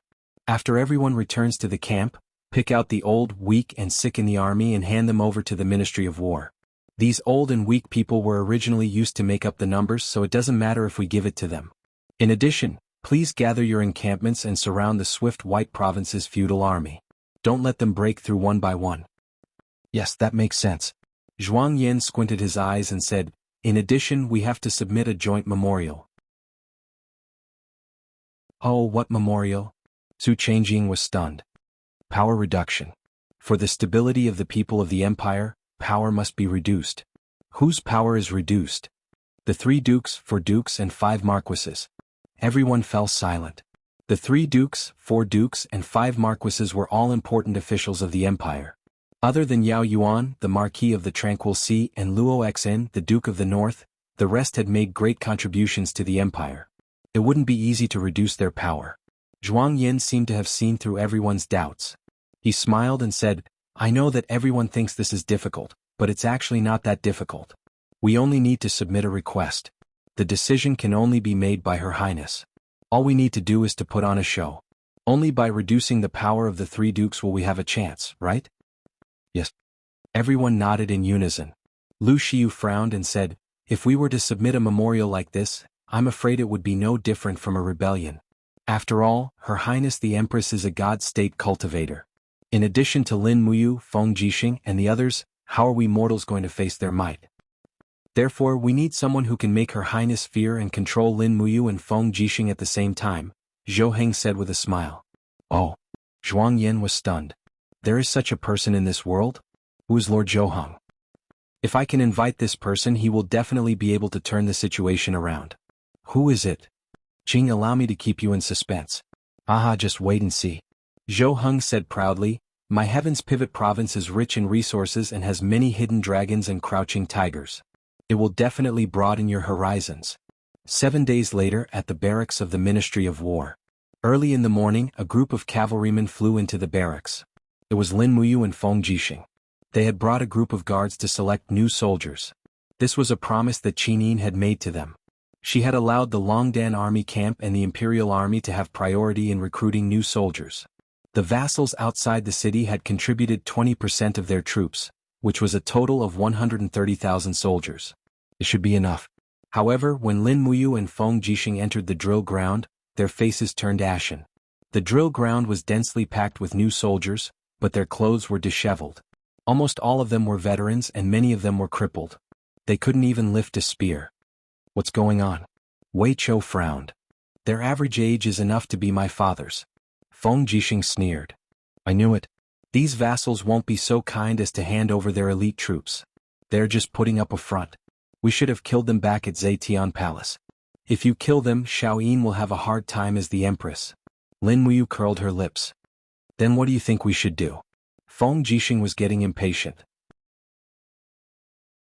It seems that the vassals have already begun to form an alliance. They started moving their camps a few days ago. Now, all of them are in the southern area of Lanyan City. There are a total of 600,000 to 700,000 men and horses. The amount of rations supplied to them every day is not a small amount. If this goes on, I'm afraid that Lanyan City will be emptied by them in less than half a year. What should we do? Feng Jixing asked. We can't always be so passive and helpless, right? We don't have any soldiers now and we can't use force against them. After all, they are all people of the empire. If we use force, I'm afraid that we will lose the support of the people. Lin Muyu pondered. How about this? Think of a way to capture the leader first. Find an opportunity to kill all the feudal lords, and their troops will naturally belong to us. What kind of opportunity? A banquet. Brother Feng, you can host a banquet in your own residence to entertain the feudal lords. Feng Jixing rolled his eyes. Are you kidding me? Where would I get a residence? It's not like you don't know that I've been freeloading in the Imperial Army's barracks ever since I returned to Lanyan City. However, it's better to host a banquet in your residence. Lin Muyu glared at him. Do you think I have a residence?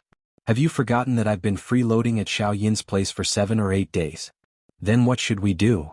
Let Duke Fan host? The Divine Marquis's residence is still very big. That's good too. We'll discuss it with Duke Fan. Okay. Zheng Yifan, who was drinking his morning tea, suddenly sneezed. What's wrong, father? Zheng Fang asked. Zheng Yifan rubbed his nose and said, I have a feeling that something bad is coming. Oh, what could it be? A guard's voice came from outside the door. Duke Fan, Prince Qin, Prince Xian, and Duke Wei are here. Sure enough, something bad is coming. Zheng Yifan squinted his eyes and smiled. These people are definitely not good. Zheng Fang. 10 minutes later, Zheng Yifan's face was ashen after listening to Lin Muyu's words. Duke Fan, please make a decision with benevolence and justice. Lin Muyu said, Brother Feng and I don't have a decent residence in Lanyan City. Your Divine Marquis's residence is so spacious. Moreover, with your reputation, the feudal lords will definitely come. Zheng Yifan took a deep breath. When will the banquet be held? 3 days later. Then, all right. Zheng Yifan raised his head and looked at Lin Muyu and Feng Jixing. Does Her Highness know about this? I don't know. The two of you are really daring. Duke Fan is too kind.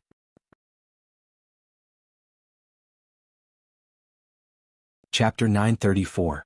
However, before Feng Jixing and Lin Muyu had even stepped out of the door, the sound of hurried footsteps could be heard from outside. A guard from the Divine Marquis residence said respectfully, Duke Fan, Sir Zhuang Yan has sent someone to deliver an invitation. He said that there will be a banquet at the Drunken Immortal restaurant tomorrow afternoon, and Duke Fan is invited. The Drunken Immortal restaurant? Zheng Yifan frowned and said, Call him in. Yes. The person sent by Zhuang Yan did not look like a soldier, but more like a businessman. He was fat and had a mustache. When he saw Lin Muyu and Feng Jixing, he immediately smiled and said, So your highnesses are here too, that's even better. Both of you are also invited to the Drunken Immortal restaurant tomorrow afternoon. This is Sir Zhuang Yan's invitation. He took out 4 invitation cards at once. Not only were Zheng Yifan, Lin Muyu and Feng Jixing invited, even Wei Chou was included. What is Sir Zhuang Yan planning to do? Lin Muyu asked. The messenger shook his head and said, This lowly one is just a messenger. As for the details, this lowly one doesn't know. However, Lord Zhuang Yan said that tomorrow at noon, there will be an earth-shattering announcement at the Drunken Immortal Inn. I hope that the 2 princes, Duke Fan and Minister Wei, will not miss it. Who else did he invite? Feng Jixing asked. The 3 highnesses, the 3 dukes and many marquises have been invited. In addition, the Ministry of War, Ministry of Manpower, Ministry of Justice, Divine Temple and Elixir Department of Lanyan City have also been invited. There are about 100 people in total. All right, that's all. You can go now. Tell Zhuang Yan that we will be there on time tomorrow. Yes, then I'll take my leave. After the messenger left, the people in the living room frowned. His movements are quite fast. We didn't even have time to make a move before he made the first move, Lin Muyu said lightly. Tomorrow's lunch at the Drunken Immortal restaurant won't be that delicious. Zheng Yifan nodded. A few days ago, I heard that Zhuang Yan had also invited the various feudal princes to a banquet. Lu Xiu, Su Changjing, Zhou Heng, Zhao Xinpei, Yang Zhong, and the other feudal princes were all present. The imperial army only has 100,000 troops, but the hundreds of feudal princes have 6 or 7 times more troops than us. They can already be considered to have the power to decide life and death. As he spoke, Zheng Yifan sat down and sighed. Originally, we could enjoy peace after defeating the celestial pole continent, but I didn't expect that the empire's chaos had only just begun. Feng Jixing said, Zhuang Yan and the others don't have good intentions. In my opinion, we should cut the Gordian knot and kill the feudal princes' leaders, ending all troubles once and for all. Your Highness Prince Xian, times have changed. It's no longer the time for you to kill hundreds of generals in the 7 seas. Back then, the main forces of the Empire's army still existed and Tanglan was still around, so they still had some reservations. But now, the chaos in the feudal vassal states' armies is no longer something that people like Tang Lu can compare to. Zhuang Yan, Su Changjing, and Lu Xiu? Which one of them isn't a sly old fox? If we really kill them with our status as Divine Realm experts, their subordinates will also lead their armies to attack Lanyan City. Lin Muyu said, "We'll talk about it after we go to the Drunken Immortal restaurant tomorrow afternoon." MHM. Feng Jixing nodded.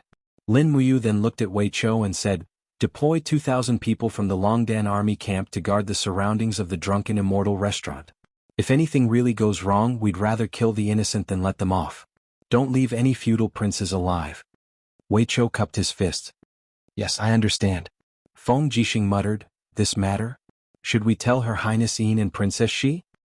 The two of them have just been freed from the war. It's better not to tell them. We'll make the decision ourselves. I think Xiao Yin and Xiao Shi won't blame us." "All right." The next day at noon, there were no other customers in the Drunken Immortal restaurant on Tongtian Street. The entire place was under martial law by the guards of the feudal princes' armies. However, the streets outside the Drunken Immortal restaurant were tightly guarded by the armored cavalry of the Longdan army camp. If there were any disturbances, the hundreds of guards of the feudal princes' armies naturally wouldn't be a match for the battle-hardened elites of the Longdan army camp. Lin Muyu and Feng Jixing arrived at the Drunken Immortal restaurant together. When the two of them entered, they discovered that Qin Yan, Su Yu, and Jin Yifan were already there. The huge Drunken Immortal restaurant had already been booked by Zhuang Yan today. There was no one else. All the guests were important ministers of the imperial court. The Ministry of War and the Ministry of Justice all came forward to pay their respects. Lin Muyu and Feng Jixing each nodded their heads in return. In reality, with their status, there was no need for them to do so. Not long after, Zhuang Yan, Lu Xiu, and the rest walked out from inside. Zhuang Yan laughed heartily and knelt down, saying, "This general pays his respects to the Three Highnesses. It is the honor of us feudal princes that the Three Highnesses are willing to give us face. Lord Zhuang need not be so courteous." "Rise," Lin Muyu said. "Then everyone please take your seats." Zhuang Yan nodded his head with a smile. He led Lin Muyu, Feng Jixing, Qin Yan, and the rest straight to a large table in the center. The guests at this table were all first rank. Aside from the three princes and three dukes, there were also the Minister of War, the Minister of Justice, the Minister of Revenue, and so on. Every single one of them was a heavyweight who could make Lanyan City tremble with a stomp of their feet. Lin Muyu and Feng Jixing remained silent. There was no such thing as a good banquet. Today was destined to be a bad day. Delicious delicacies quickly filled the table, and the aroma of wine filled the air. Lin Muyu and Feng Jixing had been away from home for many years, so they never had the chance to taste the delicacies of the Drunken Immortal restaurant. Today they couldn't help but be tempted, but they still had to endure it. After all, something big was definitely going to happen today. "I wonder why Lord Zhuang has set up a banquet to entertain us today?" Zhuang Yifan squinted his eyes and asked with a smile. Zhuang Yan smiled slightly and said, "Everyone here is the cornerstone of the empire. The three princes rule the world, the four dukes rule the world, and the five dukes guard the four directions. The Ministry of War and the Ministry of Revenue provide the most solid logistical support for the empire's army. Only by working together can we drive away the powerful enemy. Compared to everyone here, we feudal princes who recruit our own troops simply have no qualifications to speak of. However, the troops in our hands only recognize our faces, so, today the purpose of this Zhuang hosting this banquet is to familiarize ourselves with each other, so that we can work together in the future and make preparations for our loyalty to the empire." His loyal and courageous appearance made it hard for anyone to doubt him. Lin Muyu's face was expressionless. After so many years, she could tell at a glance that Zhuang Yan was only a scheming villain. He was still thousands of miles away from being a loyal official. Thus, Lin Muyu said, "When will the banquet start?" "I'm hungry." "Hi, Your Highness Prince Qin, please wait a moment." Zhuang Yan laughed and said, "Today, other than everyone here, this general has also invited a highly respected elder of the empire's royal family. With him here, the empire can truly be at peace for a long time." Lin Muyu was a little displeased and said, "Who is this person? How can he have such a big tone?" "We found this person in Heaven's Pivot Province. He has already concealed his identity for many years, escaping from Fairy Lake to live in the northeast of Heaven's Pivot Province, living like a hunter. I think Your Highness Prince Zhong should be quite familiar with him." Zhuang Yan looked deeply at Qin Yan. Qin Yan was slightly stunned. "I? What am I familiar with? Call him over first." "All right." Zhuang Yan clapped his hands and said, "Men, invite His Highness in." Immediately, the curtains at the back of the hall were pulled open. An old man with grizzled hair and beard walked over under the support of 2 guards. His spirit was still considered hale and hearty, but his appearance was incomparably aged. Everyone stared dumbfounded with their mouths agape, feeling that he was somewhat familiar. Even Lin Muyu and Feng Jixing were dumbfounded. They seemed to have seen this person before somewhere, but they could not quite remember. Among the crowd, only Qin Yan slowly stood up and walked over in a daze, saying in a trembling voice, "Royal Father, is that you?" Royal Father. The arrival was precisely Prince Jining Qin Quan. Qin Jin, Qin Yi's younger brother. Qin Quan's old tears flowed down, his palm trembling as he supported Qin Yan's arm. "Ah Yan. My Ah Yan has grown up. Father misses you and your brother every day. Today I can finally see you guys." Qin Yan lost his voice and cried bitterly, "Royal Father, for so many years, we already thought that you were already dead. Why would you appear here today?" Qin Shao said, "Back then, second brother did not listen to my advice and killed royal brother, fratricidal. But he did not want to kill me. He just sent someone to a faraway place on a horse alone. He said before that as long as I concealed my identity, he would not pursue it. Otherwise he would definitely send people to hunt me down. For so many years, I've always been hiding deep in the mountains without anyone knowing. Ah Yan, your brother, Qin Yan's tears flowed. My brother, he already died for the country during the Lanyan City Rebellion 11 years ago." My Ale, Qin Quan's entire body trembled. Only when he got this news from Qin Yan's mouth did he truly feel the pain of losing a loved one. Zhuang Yan walked forward and supported Qin Quan, saying, "Your Highness, please take a seat. Commander Qin Lei sacrificed his life for the country. He is the pride of the empire. You should be happy for him." Qin Shao nodded and took a seat. Lin Muyu and Feng Jixing stood up at the same time and said respectfully, "Greetings, Your Highness Prince Yuning." "I know you too." Qin Quan said faintly, "You are Lin Muyu, royal brother's adopted son, and you are Feng Jixing, the commander of the imperial army." "That's right. You two are already dukes now." Qin Quan looked at their cloaks and naturally knew their identities. Su'er said, "Your Highness Prince Yuning, you has been conferred the title of Qin King, Feng Jixing has been conferred the title of Xian King, and your son Qin Yan has been conferred the title of Zhong King. For so many years, it was the 3 of them who have been ruling the world of Great Qin." I know all of it," Feng Jixing smiled. "Your Highness Prince Yuning is Her Highness Empress's uncle. It's great that you can return safe and sound. The Empire has gained another capable official, it's a blessing. Why don't Your Highness be escorted by us to Zetian Palace to see Her Highness Empress?" Qin Quan was startled and didn't say anything. Instead, Zhuang Yan smiled, "Your Highness Prince Yuning must be tired from the journey. Don't rush to see Her Highness Empress for now. Why don't you wait for the morning court meeting?" Feng Jixing said coldly, "Since when did a small governor of Xiang City like you have the right to decide Prince Yuning's matters?" His words were filled with murderous intent, and Zhuang Yan couldn't help but turn pale. Lin Muyu quickly pressed her hand on Feng Jixing's wrist and said, "Brother Feng, let's wait for Prince Yuning's opinion first." Qin Quan coughed violently and said, "Then, tomorrow morning. We're not in a hurry anyway. I've been traveling in the mountains for so many years and I've heard a lot of things. I can write a memorial to Her Highness Empress." Lin Muyu nodded, Okay." Feng Jixing glared at Lin Muyu, seemingly dissatisfied. Meanwhile, Lin Muyu's voice passed into Feng Jixing's ears like a silk thread. "I know Zhuang Yan wants to control us through Prince Yuning, but we can't act rashly. After all, we have to show respect to Prince Yuning, the Emperor's uncle, and even more so to Yan. He just learned that his father is still alive. How can we pour cold water on him now?" Feng Jixing's anger gradually subsided. He nodded and didn't say anything more. He started to eat.